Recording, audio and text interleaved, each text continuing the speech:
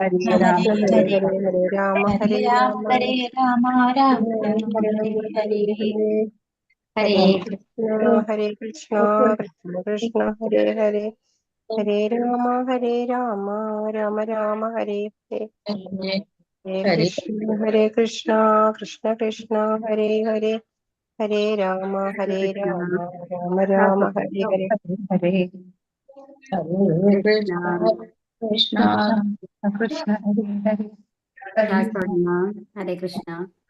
ഹരേ ഓം കൃഷ്ണ അജ്ഞാനതിമിരസ്യ മാതാജി ജ്ഞാനഞ്ജനശലാകയാ ചക്ഷുരുന്മിലിതം യേന തസ്മൈ ശ്രീഗുരവേ നമഃ. ശ്രീചൈതന്യമനോഭീഷ്ടം സ്ഥാപിതം येन ഭൂതലേ സ്വയം രൂപ കഥാ മഹ്യം ദദാതി സ്വപദാന്തികം വന്ദേഹം ശ്രീഗുരോ ശ്രീയുതപദകമലം ശ്രീഗുരും വൈഷ്ണവാംശ്ച ശ്രീരൂപം സാഗ്രജാതം സഗണരഘുനാഥാന്വിതം താം സജീവം സാദ്വൈതം സാവധൂതം പരിജനസഹിതം ശ്രീകൃഷ്ണചൈതന്യദേവം ശ്രീരാധാ കൃഷ്ണപാദാൻ സഗണലളിത ശ്രീവിശാഖാന്വിതംശ്ച ഹേ കൃഷ്ണ കരുണാ സിന്ധോ ദീനബന്ധോ ജഗത്പദേ ഗോപേശ ഗോപികാന്ത രാധാകാന്ത നമോസ്തുതേ തപ്തകാഞ്ചന ഗൗരാംഗീ രാധേ വൃന്ദാവനേശ്വരി വൃഷഭാനുസുതേ ദേവി പ്രണമാമി ഹരിപ്രിയേ വാഞ്ചാകൽപതരൂപ്യശ്ച കൃപാ സിന്ധുഭ്യേവ ച പതിതാനാം പാവനേഭ്യോ വൈഷ്ണവേഭ്യോ നമോ നമഃ.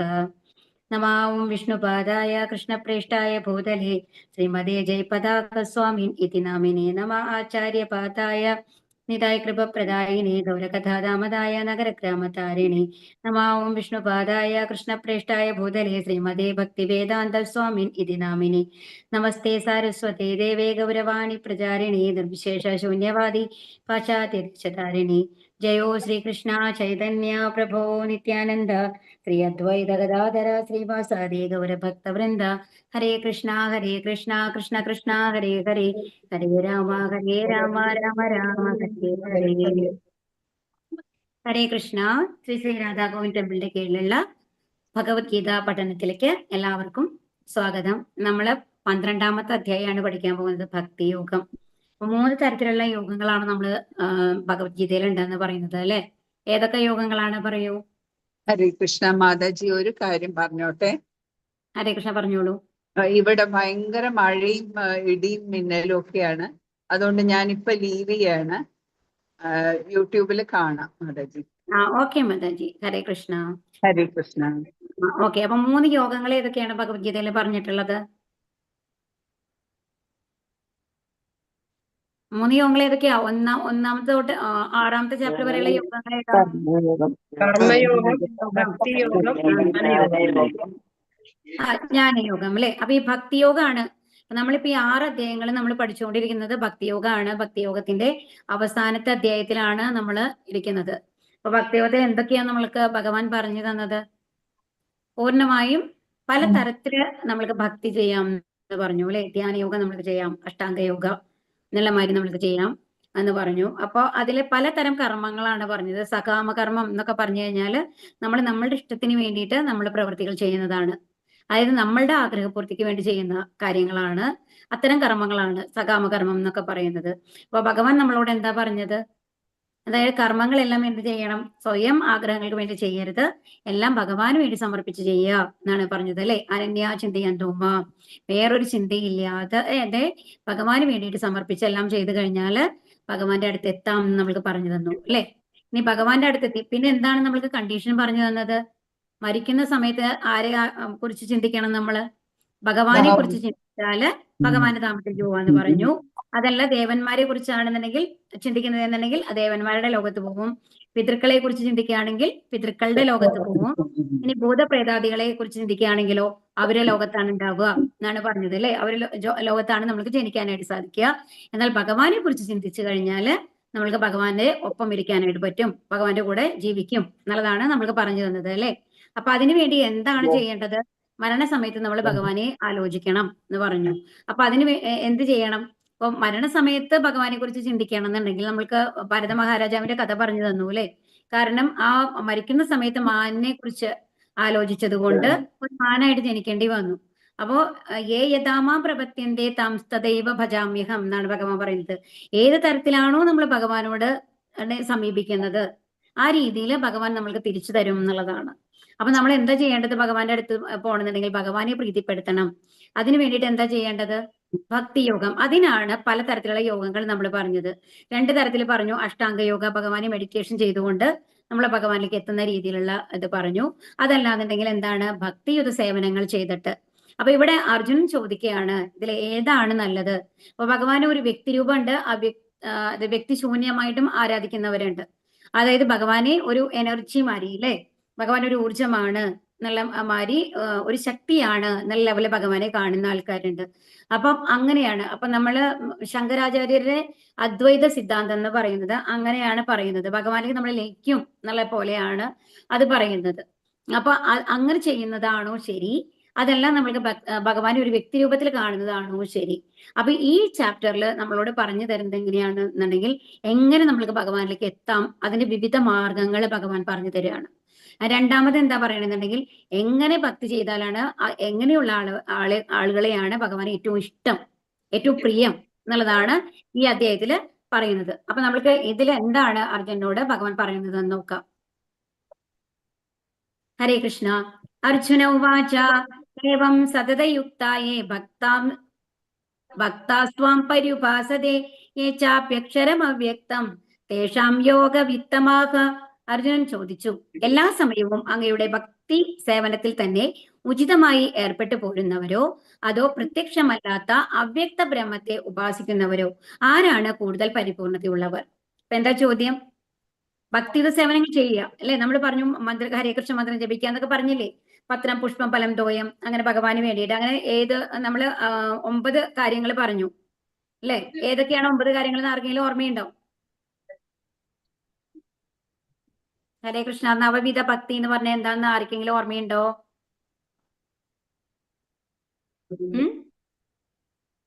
ശ്രവണം, കീർത്തനം, പിന്നെന്താ? ആദ്യം ഭഗവാനെ കുറിച്ച് കേൾക്കുക, പിന്നെന്താണ്? ഭഗവാനെ കുറിച്ചുള്ള പാട്ടുകൾ, അതായത് കീർത്തനങ്ങൾ ചൊല്ലുക. ഈ ഭഗവത്ഗീത വായിക്കുന്നതൊക്കെ അതിൽ പെടും കേട്ടോ, കീർത്തനത്തിൽ പെടും. ഭാഗവതം പഠിക്കുന്നതോ എല്ലാം. അപ്പൊ അത് കീർത്തനം. പിന്നെന്താ പറഞ്ഞത്? മൂന്നാമത്തെ എന്താ? വിഷ്ണു സ്മരണം. ഭഗവാനെ എപ്പോഴും സ്മരിക്കുക, വിഷ്ണു സ്മരണം. ഇതിൽ ഓരോന്നിനും നമ്മൾ ഓരോരുത്തരുടെ പേരും പറഞ്ഞിട്ടുണ്ടായി. ഓർമ്മയുണ്ടോ ആർക്കെങ്കിലും? ആദ്യം എന്താ പറഞ്ഞത്? ശ്രവണം. ശ്രവണത്തിൽ ആരാണ്? പരീക്ഷിത് മഹാരാജാവാണല്ലേ? ഉണ്ണും ഉറങ്ങും ഒന്നും ചെയ്യാണ്ട് 7 ദിവസം ഫുൾ ഭാഗവതം കേട്ട ആള്. അപ്പൊ അതുകൊണ്ട് ശ്രവണത്തിൽ എപ്പോഴും പരീക്ഷിത് മഹാരാജാവിനെ നമ്മൾ പറയും. അത് കഴിഞ്ഞിട്ട് പിന്നെ കീർത്തനത്തില് അത് പറഞ്ഞു കൊടുത്തത് ആരാണ്? സുഖദേവ് ഗോസ്വാമിയാണ് ഭാഗവതം പറഞ്ഞു കൊടുത്തത്, അല്ലേ? അപ്പൊ കീർത്തനത്തില് സുഖദേവ് ഗോസ്വാമി നമ്മൾ പറയും. പിന്നെ വിഷ്ണു സ്മരണത്തില് എപ്പോഴും ആരെയാണ് പറയാ? പ്രഹ്ലാദ്. എപ്പോഴും ഭഗവാനെ സ്മരിച്ചിരുന്ന ആളാരാണ്? പ്രഹ്ലാദ മഹാരാജാവാണ്. അത് കഴിഞ്ഞ് പ്രഹ്ലാദ മഹാരാജ് കഴിഞ്ഞ പിന്നെ എന്താണ് പറയുന്നത്? പാദസേവനം. ഭഗവാന്റെ പാദസേവനത്തിൽ എപ്പോഴും ഉള്ളത് ആരാണ്? ലക്ഷ്മി ദേവി. എപ്പോഴും പാദസേവനത്തിൽ ലക്ഷ്മി ദേവിയാണ്. അർജുനൻ സുഹൃത്തായിട്ടാണ് വരുന്നത് കേട്ടോ, സാഖ്യഭാവത്തിലാണ് കാണുന്നത്. അത് കഴിഞ്ഞിട്ട് പിന്നെന്താണ്? അർച്ചനം. അർച്ചനം എന്ന് പറയുമ്പോൾ പൃഥു മഹാരാജാവിനെ പറയും. വന്ദനം എന്ന് പറയുന്നത് അക്രൂരനെയാണ് പറയുക. പിന്നെ ദാസ്യം. ദാസ്യത്തിന് ഹനുമാനെയാണ് എപ്പോഴും പറയുക. ഭഗവാന്റെ ഒരു അവതാരം തന്നെയാണല്ലോ ശ്രീരാമദേവൻ. ഏറ്റവും ആ ദാസ്യ ഇതിൽ വരുമ്പോ എപ്പോഴും ഹനുമാനാണ് പറയുക കേട്ടോ. അത് കഴിഞ്ഞിട്ട് ദാസ്യം കഴിഞ്ഞ് കഴിഞ്ഞാല് സാഖ്യം എന്ന് പറയുന്നത് അർജുനൻ. പിന്നെ വരുന്നത് എന്താണ്? ആത്മനിവേദനം. ആത്മനിവേദനം എന്ന് പറയുന്നത് പൂർണ്ണമായും നമ്മളെ സമർപ്പിക്കുക. അത് ബലി മഹാരാജാവിനെയാണ് പറയുക കേട്ടോ. അപ്പൊ ഈ രീതിയിൽ ഭഗവാനെ, അതായത് അപ്പൊ അതെന്ന് പറയുന്നതാണ് ഈ ഭക്തി സേവനം എന്ന് പറയുന്നത്. ഒരു കാര്യം പറഞ്ഞോട്ടെ? പറഞ്ഞോളൂ. ഇവിടെ ഇടിയും മിന്നലുമാണ്. ക്ലാസ് അറ്റൻഡ് ചെയ്യാൻ പറ്റാത്ത ആൾക്കാർ യൂട്യൂബ് കാണുക, അല്ലാണ്ട് ഇപ്പൊ നമ്മൾ എന്താ ചെയ്യാൻ പറ്റിയത്? ഇപ്പൊ ഒന്നും ചെയ്യാൻ പറ്റില്ലല്ലോ. നോക്കൂ മാതാജി. ഓക്കെ മാതാജി. ഹരേ കൃഷ്ണ. ശരി മാതാജി. അപ്പൊ ആരാണ് കൂടുതൽ പരിപൂർണതയുള്ളത് എന്നാണ് ചോദിക്കുന്നത്. അപ്പൊ ഇനി പ്രത്യക്ഷമല്ലാത്ത അവ്യക്ത ബ്രഹ്മത്തെ ഉപാസിക്കുന്നവരാണോ? അവ്യക്ത ബ്രഹ്മം എന്ന് പറയുന്നത് നമ്മൾ ഭഗവാനെ ഒരു രൂപത്തിലല്ല ആരാധിക്കുന്നത്, നമ്മളിലും മേലെയുള്ള ഒരു ശക്തി ഉണ്ട് എന്നുള്ള ലെവലില് ഭഗവാനെ ആരാധിക്കുന്നത്. അത് ഭഗവാന്റെ ആ പ്രകാശ ബലം കൂടെ ആവാം. അവിടെ എത്തുമ്പോ എന്ന് പറയുമ്പോൾ ബ്രഹ്മജ്യോതി വരയ്ക്കാണ് അതുള്ളത് കേട്ടോ. അപ്പൊ ഇതിൽ ആരാണ് പരിപൂർണതയുള്ളതെന്നാണ് ചോദിക്കുന്നത്. ശ്രീ ഭഗവാനുവാച മയ്യാ വേശ്യമനോ യേമ നിത്യയുക്ത ഉപാസതേ ശ്രദ്ധയാ പരയോപേദാസ്തേ മേ യുക്തതമോ മദാഹ. പരമദിവ്യോത്തമ പുരുഷൻ പറഞ്ഞു, എന്റെ വ്യക്തിരൂപത്തിൽ എന്നെ തന്നെ മനസ്സുറപ്പിച്ച് അതീന്ദ്രിയമായ ദൃഢവിശ്വാസത്തോടെ എല്ലായ്പ്പോഴും എന്നെ ആരാധിക്കുന്നതിൽ മുഴുകിയിരിക്കുന്നവരാണ് ഏറ്റവും പരിപൂർണതയുള്ളവരെന്ന് ഞാൻ കരുതുന്നു. അപ്പൊ എന്താ പറയുന്നത് ഭഗവാൻ? ഏറ്റവും പരിപൂർണതയുള്ളത് ആരാണ്? ഭഗവാന്റെ വ്യക്തി രൂപത്തെ ആരാധിക്കുന്നവര്. കാരണം എന്താണെന്നുണ്ടെങ്കിൽ നമ്മളെ സംബന്ധിച്ചിടത്തോളം ഒരു വ്യക്തി രൂപം എന്ന് പറയുന്നത് ആരാധിക്കാൻ എളുപ്പമാണ്.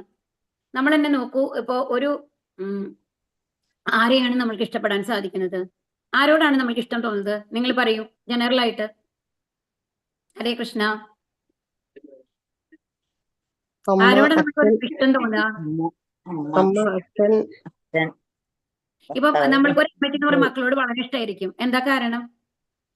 മക്കള് നമ്മുടെ വയറ്റിൽ നമ്മൾ 9 മാസം അല്ലെ ചുമന്ന് നമ്മൾ പ്രസവിച്ച കുട്ടികളാണ് എന്നുള്ളതുകൊണ്ട് അവരുടെ ചിരി, അവരുടെ ആ സന്തോഷം, ഇതൊക്കെ നമ്മളെ സന്തോഷിപ്പിക്കുന്നു. അപ്പൊ ഒരു ഫീലിംഗ്, ആ കുട്ടിയുടെ ചിരി കാണുമ്പോൾ, കൊച്ചുകുട്ടി ജനിച്ചു കഴിയുമ്പോൾ ആ ചിരി കാണുമ്പോൾ നമുക്കൊരു വാത്സല്യം തോന്നുന്നു അല്ലെ. കരയുമ്പോൾ സങ്കടം വരെയോ എന്തിനാണ് അപ്പൊ കരയുന്നത് എന്നുള്ള ഒരു ഉത്കണ്ഠ വരുന്നു എന്നുള്ളതൊക്കെ. അപ്പൊ എന്താണ്? ഒരു വ്യക്തി രൂപമാണ്. ആ കുട്ടി എന്ന് പറയുന്നത് ഒരു മരത്തിന്റെ ഒരു ഡോളാണ്. ആ കുട്ടിക്ക് ഒരു എക്സ്പ്രഷനും ഇല്ലാന്ന് വെച്ചോളൂ. അങ്ങനെയാണെന്നുണ്ടെങ്കിൽ നമ്മൾക്ക് ആ കുട്ടിയോട് ഇത്രയും സ്നേഹം തോന്നുമോ? അവരെ കുറിച്ച് ഉത്കണ്ഠ ഉണ്ടാവുമോ നമ്മൾക്ക്? പറയൂ. ഇല്ല. അല്ലേ? അതാണ്. അപ്പൊ ഒരു വ്യക്തി രൂപത്തിനോടാണ് നമ്മൾക്ക് എപ്പോഴും ആകർഷണം ഉള്ളത്. അതുകൊണ്ടാണ് ഭഗവാൻ നമ്മൾക്ക് എന്ത് തന്നിട്ടുള്ളത്? ഭഗവാന്റെ വിഗ്രഹ രൂപത്തിലുള്ള ആരാധന നമ്മൾക്ക് തന്നിട്ടുള്ളത്.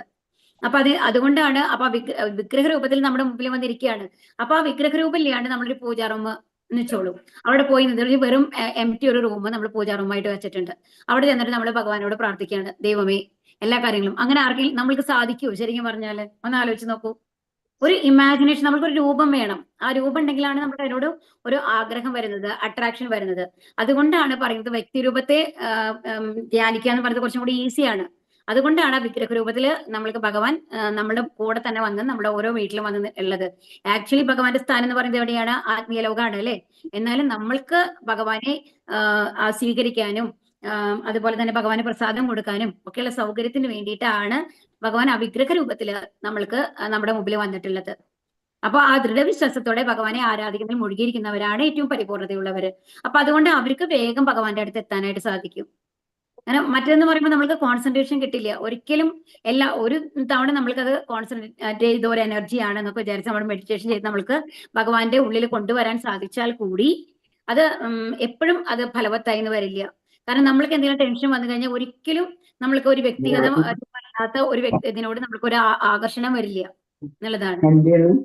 ഇപ്പൊ നമ്മൾക്ക് ഒരു സങ്കടം വരുമ്പോ എന്താണ്? ഭഗവാന്റെ വിഗ്രഹത്തിന് മുമ്പിൽ വന്നിട്ട് പറയും, എന്താ കൃഷ്ണ എന്നോട് ചോദിക്കില്ലേ നമ്മള്? ഹരേ കൃഷ്ണ. എല്ലാവരും സേവിക്കും മ്യൂട്ടിലിരിക്കണം കേട്ടോ. ഹരേ കൃഷ്ണ. സ്വക്ഷരമ നിർദ്ദേശം അവ്യക്തം പരിഭാസതേ പർവത് സർവത്ര ഗമചിന്യം ച കൂടസ്ഥമജലം ധ്രുവം സംനിയമേന്ദ്രിയഗ്രാമം സർവത്ര സമബുദ്ധയഃ ന പ്രാപ്നുവന്തി മാമേവ സർവഭൂതഹിതേരതാഃ. എന്നാൽ ഇന്ദ്രിയങ്ങളെല്ലാം നിയന്ത്രിച്ച് എല്ലാവരും സമഭാവനയോടെ സർവ്വജീവികളുടെയും നന്മയിൽ തൽപരരായിക്കൊണ്ട് ഇന്ദ്രിയങ്ങൾക്ക് ഗോചരമല്ലാത്തതും അവ്യക്തവും സർവ്വവ്യാപ്തവും അചിന്ത്യവും സ്ഥിരവും മാറ്റമില്ലാത്തതും ഉറച്ചതും ആയ നിരപേക്ഷ തത്വത്തിന്റെ വ്യക്തി ശൂന്യ സങ്കല്പത്തെ പൂർണ്ണമായും ഉപാസിക്കുന്നവരും ഒടുവിൽ എന്നെ തന്നെ പ്രാപിക്കുന്നു. അപ്പൊ നമ്മൾ കഴിഞ്ഞ അധ്യായത്തിൽ നമ്മൾ കണ്ടു ഭഗവാനെ ഒരു എന്ത് രൂപത്തിലാണ് കണ്ടത്? വിശ്വരൂപത്തിൽ കണ്ടു അല്ലെ. ആ വിശ്വരൂപം എന്ന് പറയുന്നത് ശരിക്കും പറഞ്ഞാല് നമ്മൾക്ക് ധ്യാനിക്കാൻ പറ്റുന്ന ഒരു രൂപമല്ല, ഒരു വ്യക്തിശൂന്യ രൂപത്തിന്റെ ഒരു വേറെ ഭാവമാണ്. എന്താ പറയാ, കല്ലും മണ്ണും എല്ലാം ചെറുതാണ് അല്ലെ. ജീവികളും കണ്ണുകളും കാലുകളും ഒക്കെയുള്ള മാരത്തൊരു രൂപമാണ് അത്. ശരിക്കും പറഞ്ഞാൽ ഒരു വികൃത രൂപം മാരത്തൊരു രൂപമാണ് അല്ലെ. ആ രൂപം വ്യക്തിശൂന്യ രൂപത്തിന്റെ ഒരു വേറെ മാതിരിയാണ് നമ്മൾക്ക് പറയുന്നത്. പക്ഷെ ആ രൂപത്തെ സങ്കല്പിച്ചുകൊണ്ട് അതിനെ ഇഷ്ടപ്പെടാൻ നമ്മൾക്ക് സാധിക്കില്ല. നമ്മൾ എന്തുകൊണ്ടാണ് ശ്യാമസുന്ദര രൂപത്തിനെ ഇത്രയും നമ്മൾ ചതുർബാഹു രൂപത്തിനുള്ള ഭഗവാനോട് നമ്മൾക്ക് ആകർഷണം ഇല്ല എന്നല്ല. എന്നാലും നമ്മളെ മനസ്സിൽ കൃഷ്ണൻ പറഞ്ഞു കഴിഞ്ഞാല് എന്താ ഓർമ്മ വരിക? ഒരു ഉണ്ണിക്കണ്ണനാണ് ഓർമ്മ വരിക. ഓടക്കുഴലുള്ള എല്ലാവരും ഗോപികളെയൊക്കെ രസിപ്പിക്കുന്ന കണ്ണനല്ലേ, ആ കണ്ണനോടല്ലേ നമ്മൾക്ക് ഇഷ്ടം വരിക. അപ്പൊ അതാണ് പറയുന്നത്. അപ്പൊ സ്ഥിരവും മാറ്റവും ഉറച്ചതും ആയ നിരപേക്ഷ ഭഗവാന്റെ അങ്ങനത്തെ രൂപത്തിനെയും ആരാധിക്കാം. അങ്ങനെ ആരാധിക്കുന്നവർ ഭഗവാന്റെ അടുത്ത് തന്നെ എത്തും. പക്ഷെ എന്താണ് വ്യത്യാസം? മറ്റേ രൂപത്തെ ആരാധിക്കുന്നവർ വളരെ വേഗത്തിൽ എത്തിച്ചേരും. ഇത് ഒരുപാട് ജന്മങ്ങൾ എടുക്കാം. കാരണം ഒരു സമാധി ലെവലില് നമ്മൾ പൂർണ്ണമായും ഇന്ദ്രിയങ്ങളെയൊക്കെ നിയന്ത്രിച്ചുകൊണ്ട് ഭഗവാനെ ആ രൂപത്തില് കോൺസെൻട്രേറ്റ് ചെയ്തിട്ട് വേണം നമുക്ക് ആ ഭഗവാന്റെ അടുത്ത് എത്താനായിട്ട്. അപ്പൊ നമ്മുടെ ഇന്ദ്രിയങ്ങളെ നിയന്ത്രിക്കുക തന്നെ വളരെ ബുദ്ധിമുട്ടാണല്ലേ. എന്താ പറഞ്ഞത്? ചഞ്ചലം ഹി മനഃകൃഷ്ണ എന്നല്ലേ പറഞ്ഞത്. അപ്പൊ അങ്ങനെ ഭഗവാന്റെ അടുത്തെത്താന്ന് പറയുന്നത് അത്ര ഈസി അല്ല, ഒരു ജന്മങ്ങൾ കൊണ്ട് സാധ്യമായി എന്ന് വരില്ല. അതുകൊണ്ട് തന്നെ വ്യക്തിരൂപത്തെ ആരാധിക്കുന്നതാണ് നല്ലത് എന്നുള്ളതാണ്, അവരാണ് പരിപൂർണതയിൽ എത്തുന്നത് എന്നാണ് ഭഗവാൻ ഇവിടെ നമ്മൾക്ക് പറഞ്ഞു തരുന്നത്. ക്ലേശോധികതരസ്തേഷ അവ്യക്താസക്ത ചേതസാം അവ്യക്താഹീകതിർദുഃഖം ദേഹവദ്ഭിരവാപ്യതേ. പരമപുരുഷന്റെ അവ്യക്തവും വ്യക്തിശൂന്യവുമായ ഭാവത്തിൽ ആസക്ത ചിത്തരായവർക്ക് പുരോഗമനത്തിന് പ്രയാസമേറും. ശരീരികൾക്ക് ഈ വഴിക്കുള്ള മുന്നേറ്റം സദാ ദുഷ്കരമാണ്. അതാണ് പറഞ്ഞത്. ഇപ്പൊ അവ്യക്തം, ഇപ്പൊ നമ്മൾ തന്നെ പറഞ്ഞല്ലോ, ഒരു മരപ്പാവ, അതിനൊരു രൂപമുണ്ട് ശരിക്കും അല്ലെ. ആ മരപ്പാവ് മുമ്പിൽ വെച്ചാൽ പോലും നമ്മൾക്ക് അതിനോട് ഒരു ആകർഷണം വരുന്നില്ല, ഒരു ഇഷ്ടം വരുന്നില്ല. അപ്പൊ പിന്നെ ഒരു ലൈറ്റ് കൊണ്ടെന്ന് വെച്ചിട്ട് ഇതാണ് കേട്ടോ ഭഗവാൻ, നിങ്ങൾ ഇതിനൊക്കെ പൂജിച്ചോളൂ, അപ്പൊ എന്തായാലും നിങ്ങൾക്ക് അവിടെ എത്താം, ഭഗവാന്റെ ധാമത്തിൽ എത്താം എന്ന് പറഞ്ഞു കഴിഞ്ഞാല് നമ്മൾക്ക് അതിനോട് എന്തെങ്കിലും ആവശ്യം, ഒരു ഭക്ഷണം കൊടുക്കാൻ നമുക്ക് തോന്നുന്നു ഇല്ല. എന്തുകൊണ്ടാണ് നമുക്ക് ഭക്ഷണം കൊടുക്കാൻ ഭഗവാനോട് തോന്നുന്നത്? ഒരു രൂപമുണ്ട് ഭഗവാന്റെ. ആ ഭഗവാന്റെ രൂപത്തിൽ ഭഗവാനെ കണ്ടുകൊണ്ടാണ് നമ്മൾ കൊടുക്കുന്നത് അല്ലെ. അപ്പൊ അതുകൊണ്ട് അത്ര എളുപ്പമല്ല അങ്ങനെ അതായത് പുരോഗമനത്തിന് പ്രയാസമേറും. അത്രയും എന്താ പറയാ, ഡെഡിക്കേഷനോട് കൂടിയിട്ട്, ദൃഢനിശ്ചയത്തോട് കൂടിയിട്ട് മനസ്സിനെ മുഴുവൻ നിയന്ത്രിച്ചുകൊണ്ട് ആ സമാധി ലെവലിൽ എത്തിക്കഴിഞ്ഞിട്ട് ആ ഭഗവാന്റെ ചൈതന്യം ഒരു പ്രകാശമായിട്ട് നമ്മൾ കാണുകയാണെന്നുണ്ടെങ്കിൽ ഒരുപക്ഷെ നമ്മൾക്ക് എത്താൻ സാധിച്ചേക്കും. പക്ഷെ ആ ലെവൽ എത്തണമെങ്കിൽ ഒരുപാട് കാലം എടുക്കും. അതുകൊണ്ടാണ് പറയുന്നത് ഈ വഴിക്കുള്ള മുന്നേറ്റം സദാ ദുഷ്കരമാണ് എന്ന് പറയുന്നത്. കണ്ടോ, ഇവിടെ മെഡിറ്റേഷൻ ചെയ്തിട്ട് ഒരു പ്രകാശത്തിനെയാണ് അവര് മനസ്സിൽ കൊണ്ടുവരുന്നത്. അതിൽ ഇങ്ങനെ മണിപ്പൂരക ചക്രം, ഓരോ ചക്രങ്ങളുണ്ടല്ലോ, ആ ചക്രത്തിൽ ഇങ്ങനെ കോൺസെൻട്രേറ്റ് ചെയ്ത് കൊണ്ടുവന്നിട്ട് എവിടെ വരേക്ക് കൊണ്ടുവരണം? ഈ പുരികത്തിന്റെ ഇടയിലേക്ക് കൊണ്ടുവരണം. അത് കഴിഞ്ഞിട്ട് ഈ ബ്രഹ്മരന്ധ്രത്തിൽ കൂടി നമ്മുടെ പ്രാണവായുവിനെ പുറത്തെടുക്കുക എന്നുള്ളതാണ് അതിന്റെ ഒരു ഇത് വരുന്നത്, ഭഗവാന്റെ അടുത്ത് എത്താനായിട്ട്. അപ്പൊ അതത്ര എളുപ്പമല്ല എന്നുള്ളതാണ് ഇവിടെ നമുക്ക് പറഞ്ഞു തരുന്നത്. തെരുവിൽ പലയിടത്തും തപാൽ പെട്ടികൾ കാണാം. ഇവയിൽ നമ്മൾ കൊണ്ടുപോയി ഇടുന്ന കത്തുകൾ സ്വാഭാവികമായി നിഷ്പ്രയാസം ഉദ്ദിഷ്ട സ്ഥാനങ്ങളിൽ എത്തുന്നു. എന്നാൽ തപാൽ പെട്ടികൾ എന്ന് ആധികാരികമായി പ്രഖ്യാപിക്കപ്പെട്ട ഏതെങ്കിലും പഴയ പെട്ടികളിലൂടെ ഈ പ്രക്രിയ നടത്താനാവില്ല. അങ്ങനെ അംഗീകൃതമായ പ്രാതിനിധ്യമുള്ള ഒരു വിഗ്രഹരൂപം ഈശ്വരനുമുണ്ട്. അതിനെ അർച്ചാവിഗ്രഹം എന്ന് പറയുന്നു. ഈ അർച്ചാവിഗ്രഹം പരമപുരുഷന്റെ അവതാരമാണ്. അപ്പൊ ഇവിടെ എന്താ നമ്മൾക്ക് പറഞ്ഞു തരേണ്ടതെന്നുണ്ടെങ്കിൽ, ഇപ്പൊ നമ്മള് തപാൽ പെട്ടികൾ ഉണ്ടാവും അല്ലെ. പണ്ട് കാലത്ത് ഭയങ്കര കോമൺ ആയിരുന്നു. നമ്മളുടെ അതായത് പോസ്റ്റ് ഓഫീസ് കുറെ ദൂരത്തിലാണെന്നുണ്ടെങ്കിൽ ആ നമ്മളുടെ റോഡിന്റെ ഏതെങ്കിലും സൈഡിലൊക്കെ ഈ ചുവന്ന കളറിൽ ആ പെട്ടി ഉണ്ടാവും, തപാൽ പെട്ടി ഉണ്ടാവും. അതിൽ കൊണ്ടുപോയി നമ്മൾ ലെറ്റർ ഒക്കെ ഇട്ട് കഴിഞ്ഞു കഴിഞ്ഞാൽ അത് ഏതെങ്കിലും ഒരു പോസ്റ്റ്മാൻ വന്ന് കഴിഞ്ഞാൽ അത് കളക്ട് ചെയ്ത് പോസ്റ്റ് ഓഫീസിൽ കൊണ്ടുപോയി അവിടെ നിന്ന് അവരെ അയച്ചു വിടും. ആ നിർദ്ദിഷ്ട ഏത് ലൊക്കേഷനിലേക്കാണോ അയക്കേണ്ടത് ആ ഡെസ്റ്റിനേഷനിലേക്ക് എത്തിക്കും. അങ്ങനെയാണ്. അപ്പൊ പക്ഷേ നമ്മൾ കുറെ പെട്ടികൾ, ഇപ്പൊ ഏതെങ്കിലും തെരുവിന്റെ ഭാഗത്ത് വേറെ ഏതൊരു വൈറ്റ് കളറിൽ ഏതൊരു പെട്ടി ഇരിക്കേണ്ടെന്ന് വെച്ചോളൂ, ഇതേമാതിരി ആരും ഉണ്ടാക്കി വെച്ചിട്ടുണ്ട്, അത് വേസ്റ്റിടുന്ന പെട്ടി കൂടെ ആവാം. അങ്ങനത്തെ ഒരു പെട്ടിയിൽ നമ്മൾ കൊണ്ടുപോയിട്ട് ഈ കത്തിട്ട് കഴിഞ്ഞാൽ അത് എത്തുമോ? ഇല്ല. അത് അംഗീകൃതമായിരിക്കണം. അതായത് അത് ഏത് സ്ഥലത്താണ് അവർ പോസ്റ്റ് ഓഫീസിൽ നിന്ന് കൊണ്ട് സ്ഥാപിച്ചിട്ടുള്ളത് ആ പെട്ടിയിൽ ഇട്ടാൽ മാത്രമാണ് ആ കത്ത് നിർദ്ദിഷ്ട സ്ഥാനത്തേക്ക് പോകുള്ളൂ. അവിടുന്ന് മാത്രമാണ് കളക്ഷൻ നടക്കുള്ളൂ അല്ലെ. അതുപോലെ എന്താ പറയുന്നത്, അപ്പൊ നമ്മൾ ഭഗവാന്റെ എങ്ങനെയാണ് പൂജിക്കുന്നത്? ഓരോ ദേവതകളെ നമ്മൾ പൂജിപ്പിക്കുമ്പോഴും ഒരു പ്രത്യേക രൂപമുണ്ട് അല്ലെ. ആ പേരിലാണ് നമ്മൾ വിളിക്കുന്നത്. ഇപ്പൊ ഗണപതി വന്നു കഴിഞ്ഞിട്ട് ഒരു ഭഗവാൻ കൃഷ്ണന്റെ രൂപം വെച്ച് കഴിഞ്ഞിട്ട് ഗണപതിക്ക് നമ്മൾ പ്രാർത്ഥിക്കില്ല അല്ലെ. അതുകൊണ്ട് അംഗീകൃതമായിട്ടുള്ള നിശ്ചിതമായിട്ടുള്ള രൂപങ്ങളുണ്ട് അർച്ചാവിഗ്രഹങ്ങൾക്ക്. ആ അർച്ചാവിഗ്രഹങ്ങളിൽ കൂടി നമ്മൾ പ്രാർത്ഥിക്കുകയാണെന്നുണ്ടെങ്കിൽ ആ ഭഗവാന് നമ്മൾ ഭക്ഷണം കൊടുക്കുമ്പോൾ ആ ഭാവം വേണം. എന്താണ്? നമ്മൾ ഭഗവാനാണ് കൊടുക്കുന്നത് എന്നുള്ളത്. അപ്പൊ അതുകൊണ്ട് ആ ഒരു ഭാവത്തോട് കൂടിയിട്ട് നമ്മൾ ചെയ്യുകയാണെങ്കിൽ തീർച്ചയായിട്ടും ഭഗവാന്റെ അനുഗ്രഹം നമ്മൾക്ക് ഉണ്ടാവും. കാരണം എന്താണ്?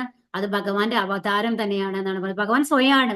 അപ്പൊ ഒരു കല്ലായിട്ടല്ല, ഒരു ബ്രാസിന്റെ ഒരു പിത്തള ഒരു പീസായിട്ടല്ല നമ്മൾ ഈ അർച്ചവിഗ്രഹത്തെ കാണേണ്ടത്. എങ്ങനെ കാണണം? ഭഗവാനായിട്ട് കാണണം.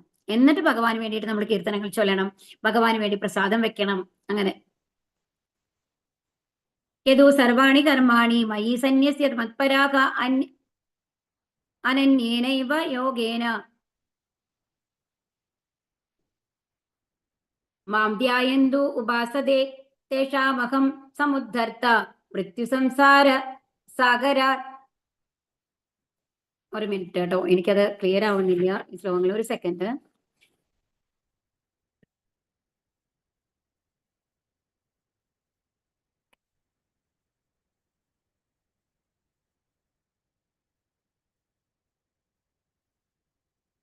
ഭവാമീനാചിരാത് പാർത്ത മയ്യാവേശിത ചേതസാം. ഹേ പാർത്ത, എന്നാൽ എന്നെ എല്ലായ്പ്പോഴും ധ്യാനിച്ചുകൊണ്ട് സർവകർമ്മങ്ങളെയും എനിക്കായി സമർപ്പിച്ച് എന്നിൽ മനസ്സ് അചഞ്ചലമായി ഊന്നിക്കൊണ്ട് ഭക്തിയുത സേവനത്തിൽ ഏർപ്പെട്ടു പോരുന്നവരെ ഞാൻ വേഗത്തിൽ ജനന മരണങ്ങളുടെ ഈ സമുദ്രത്തിൽ നിന്ന് കരകയറ്റും. ഇപ്പൊ ഭഗവാൻ എന്താ നമ്മൾ പ്രോമിസ് ചെയ്യുന്നത് നോക്കിക്കൊണ്ട്? ഇത് എന്താ പറയുന്നത്, നമ്മൾ എപ്പോഴും ഭഗവാനെ ധ്യാനിക്കുക, സർവകർമ്മങ്ങളും ഭഗവാനായിട്ട് സമർപ്പിച്ച് ചെയ്യുക. അങ്ങനെ അചഞ്ചലമായിട്ട്, അതായത് ഒരു മാറ്റമില്ലാണ്ട് ഭഗവാന് ആരെന്ത് പറഞ്ഞാലും ശരി എനിക്ക് ഭഗവാന്റെ പൂർണ്ണ വിശ്വാസമാണ് എന്നുള്ള ആ ഒരു ദൃഢനിശ്ചയത്തോട് കൂടിയിട്ട് ഭക്തി സേവനം ചെയ്യുകയാണെന്നുണ്ടെങ്കിൽ ഈ ജന്മത്തിൽ തന്നെ നമ്മൾക്ക് ജനന മരണങ്ങളുടെ ഈ സമുദ്രത്തിൽ നിന്ന് നമ്മളെ കരകയറ്റും എന്നാണ് പറയുന്നത്. അപ്പൊ ഇവിടെ എന്താ കാണുന്നതെന്ന് നോക്കൂ. നമ്മളുടെ അവസ്ഥയാണ് കാണിക്കുന്നത്. നമ്മൾ സമുദ്രത്തിലാണ്. സമുദ്രം എന്ന് പറയുന്നത് എന്താണ്? ഭവസാഗരം. അതായത് ദുഃഖസാഗരത്തിലാണ് നമ്മളുള്ളത്. ഈ ഭൗതിക ദുഃഖങ്ങളുടെ ഒരു സാഗരത്തിൽ നമ്മൾ പെട്ടുപോയിരിക്കുകയാണ്. അപ്പൊ നമ്മൾ അറിയാതെ തന്നെ ആ സമുദ്രത്തിലേക്ക് നമ്മൾ താന്ന് പോയിക്കൊണ്ടിരിക്കുകയാണെന്നാണ് പറയുന്നത്. ഒരു സമുദ്രത്തിൽ നമ്മൾ വീണ് പോയി കഴിഞ്ഞു കഴിഞ്ഞാൽ അത്ര എളുപ്പമല്ല രക്ഷപ്പെടാൻ, അല്ലേ? എന്താ കാരണം? അത് ഒരുപാട് വലുതാണ്. നമ്മൾക്ക് അക്കരെ കാണാനായിട്ട് സാധിക്കില്ല. ഒരു കര കാണാനായിട്ട് ബുദ്ധിമുട്ടാണ്. അതിന്റെ നടുവിൽ നമ്മൾ വീണ് പോയി കഴിഞ്ഞു കഴിഞ്ഞാല്. അതുമല്ല, അതിൽ നിന്ന് നീന്തി രക്ഷപ്പെടുക എന്ന് പറയുന്നത് അത്ര എളുപ്പമല്ല. ഒരു സാധാരണ ഒരു പുഴയിൽ നീന്തുന്ന മാതിരിയല്ല ഒരു സമുദ്രത്തിൽ. എന്താ കാരണം? അതിലെപ്പോഴും വേവ്സ് ഉണ്ടായിക്കൊണ്ടിരിക്കും, അല്ലേ? അത് ഏത് ഡയറക്ഷനിൽ വേണമെങ്കിൽ വരാം, അല്ലെ? കരയ്ക്ക് നമ്മൾക്കറിയാലോ, കരയിൽ നിൽക്കുമ്പോൾ തന്നെ എത്ര ഫാസ്റ്റ് ആയിട്ടാണ് തിരകൾ വരുന്നത്. ആ തിരകൾ നമ്മളെ അടിച്ചു കൊണ്ടുപോകും, അല്ലേ? അത്രയും. അപ്പൊ അതിന്റെ ഉള്ളിൽ പെട്ട് കഴിഞ്ഞു കഴിഞ്ഞാൽ മേലേക്ക് വരാന്ന് പറയുന്നത് അത്ര എളുപ്പമല്ല എന്നുള്ളതാണ്. അപ്പൊ അങ്ങനത്തെ ഒരു സാഗരത്തിലാണ് നമ്മളിപ്പോൾ ഉള്ളത്. അവിടുന്ന് നമ്മൾക്ക് രക്ഷപ്പെടണമെന്നുണ്ടെങ്കിൽ എന്ത് വേണം? ഭഗവാന്റെ ഒരു കൈ വേണം. ആരെങ്കിലും നമ്മളെ കൈ പിടിച്ച് മേലേക്ക് കൊണ്ടുപോകണം. അത് ഇപ്പൊ ഭഗവാന്റെ കൈകൾ എങ്ങനെ വരാം?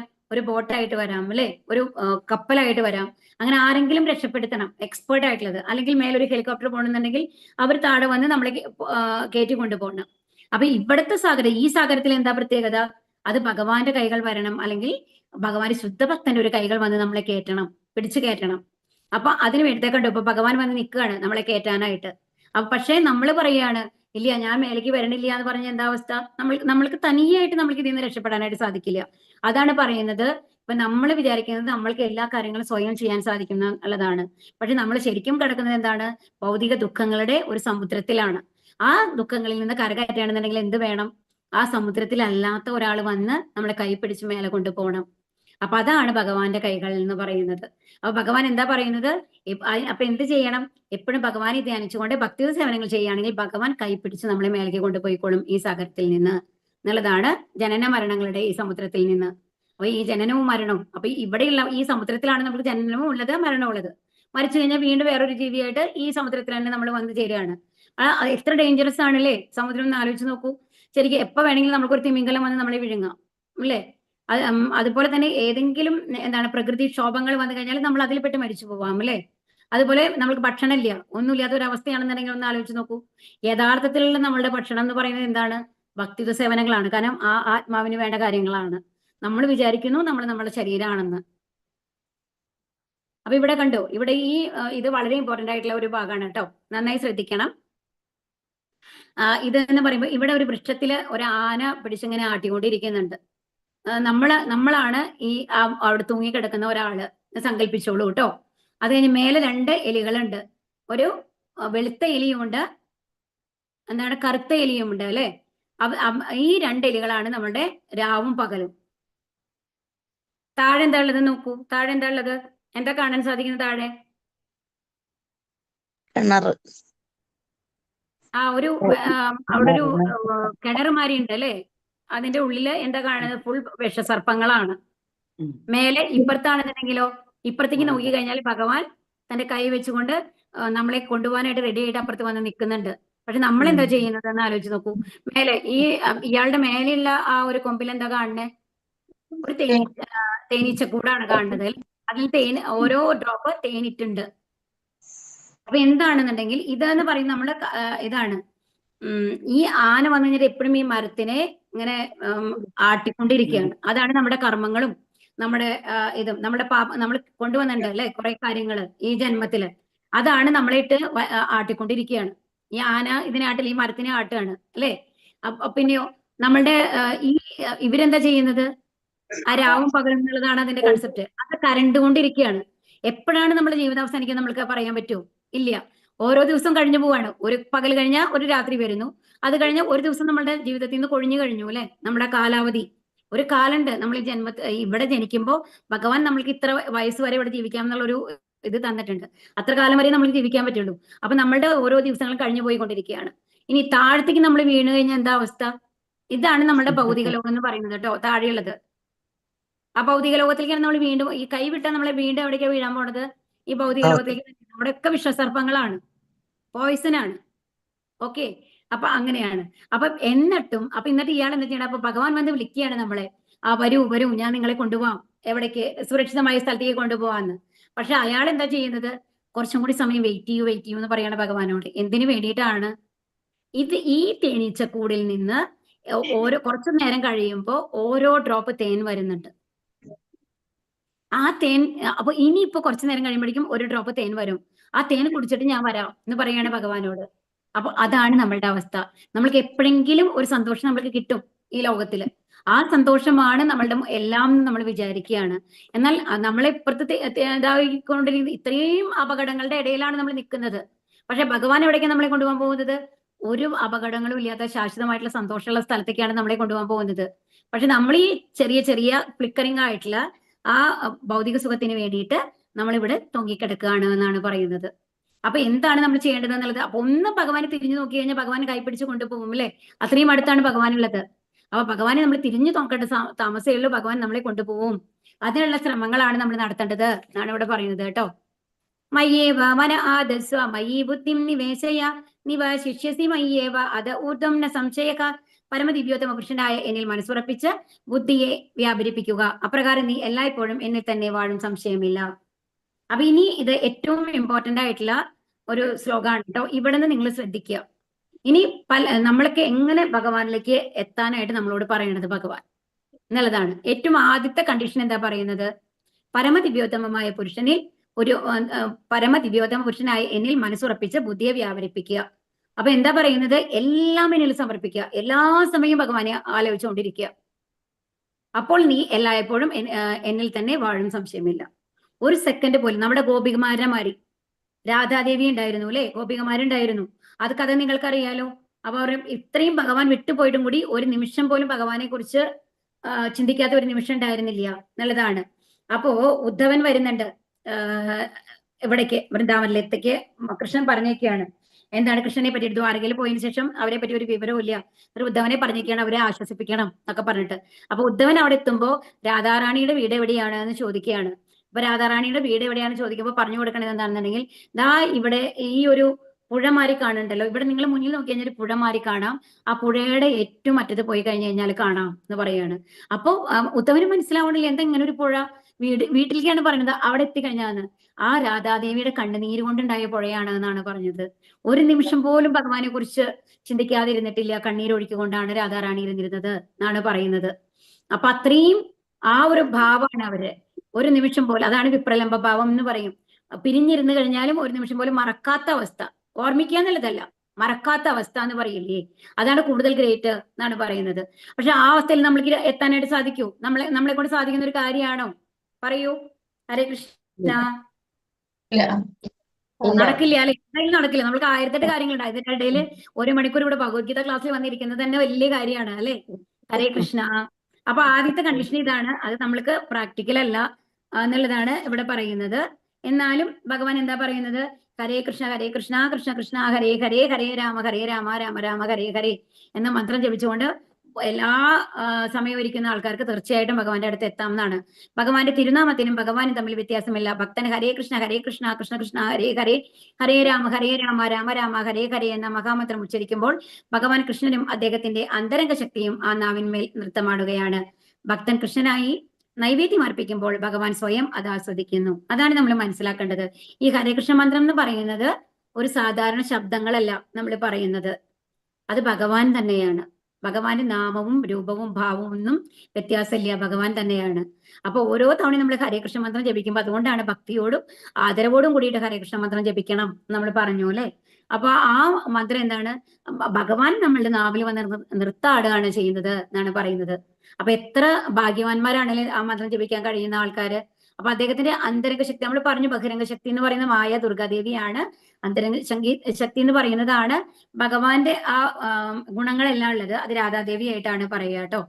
അപ്പോ അതിന് ഭക്തൻ കൃഷ്ണനായി അപ്പൊ ഇനി എന്താ? ഭഗവാന് വേണ്ടിയിട്ട് നമ്മൾ ഒരു നൈവേദ്യം വെക്കുമ്പോഴോ ഭഗവാൻ അത് സ്വയം ആസ്വദിക്കുന്നു തന്റെ കണ്ണുകൾ ത്രൂ. കാരണം ഭഗവാന്റെ എല്ലാ അവയവങ്ങളും എല്ലാ കാര്യങ്ങളും ചെയ്യും. അപ്പൊ ഇവിടെ നമ്മൾ കാണുന്നത് ആരാണ്?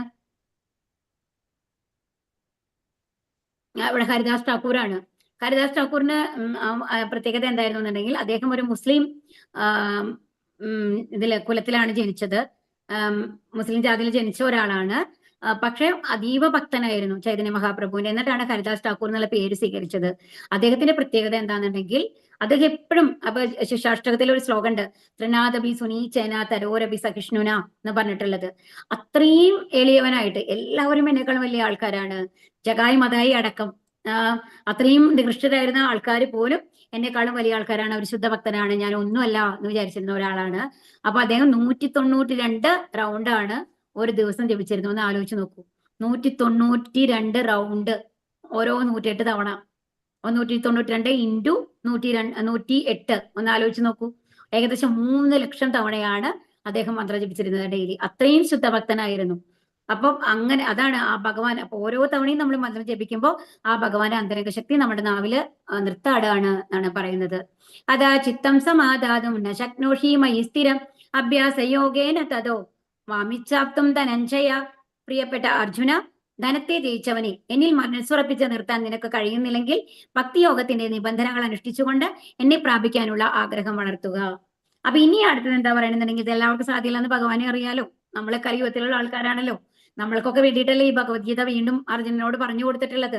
അപ്പൊ ഭഗവാൻ പറയാണ്, ഇനിയിപ്പൊ അത് സാധിക്കില്ല എന്ന് വെച്ചോളൂ, എല്ലാ സമയവും എന്നെ ചിന്തിക്കാനായിട്ട് നിങ്ങൾക്ക് സാധിക്കുന്നില്ല എന്നുണ്ടെങ്കിൽ എന്ത് ചെയ്യണം? ഭക്തിയോഗത്തിന്റെ നിബന്ധനകൾ അനുഷ്ഠിക്കുക. എന്താണ് ഭക്തിയോഗത്തിന്റെ നിബന്ധനകള്?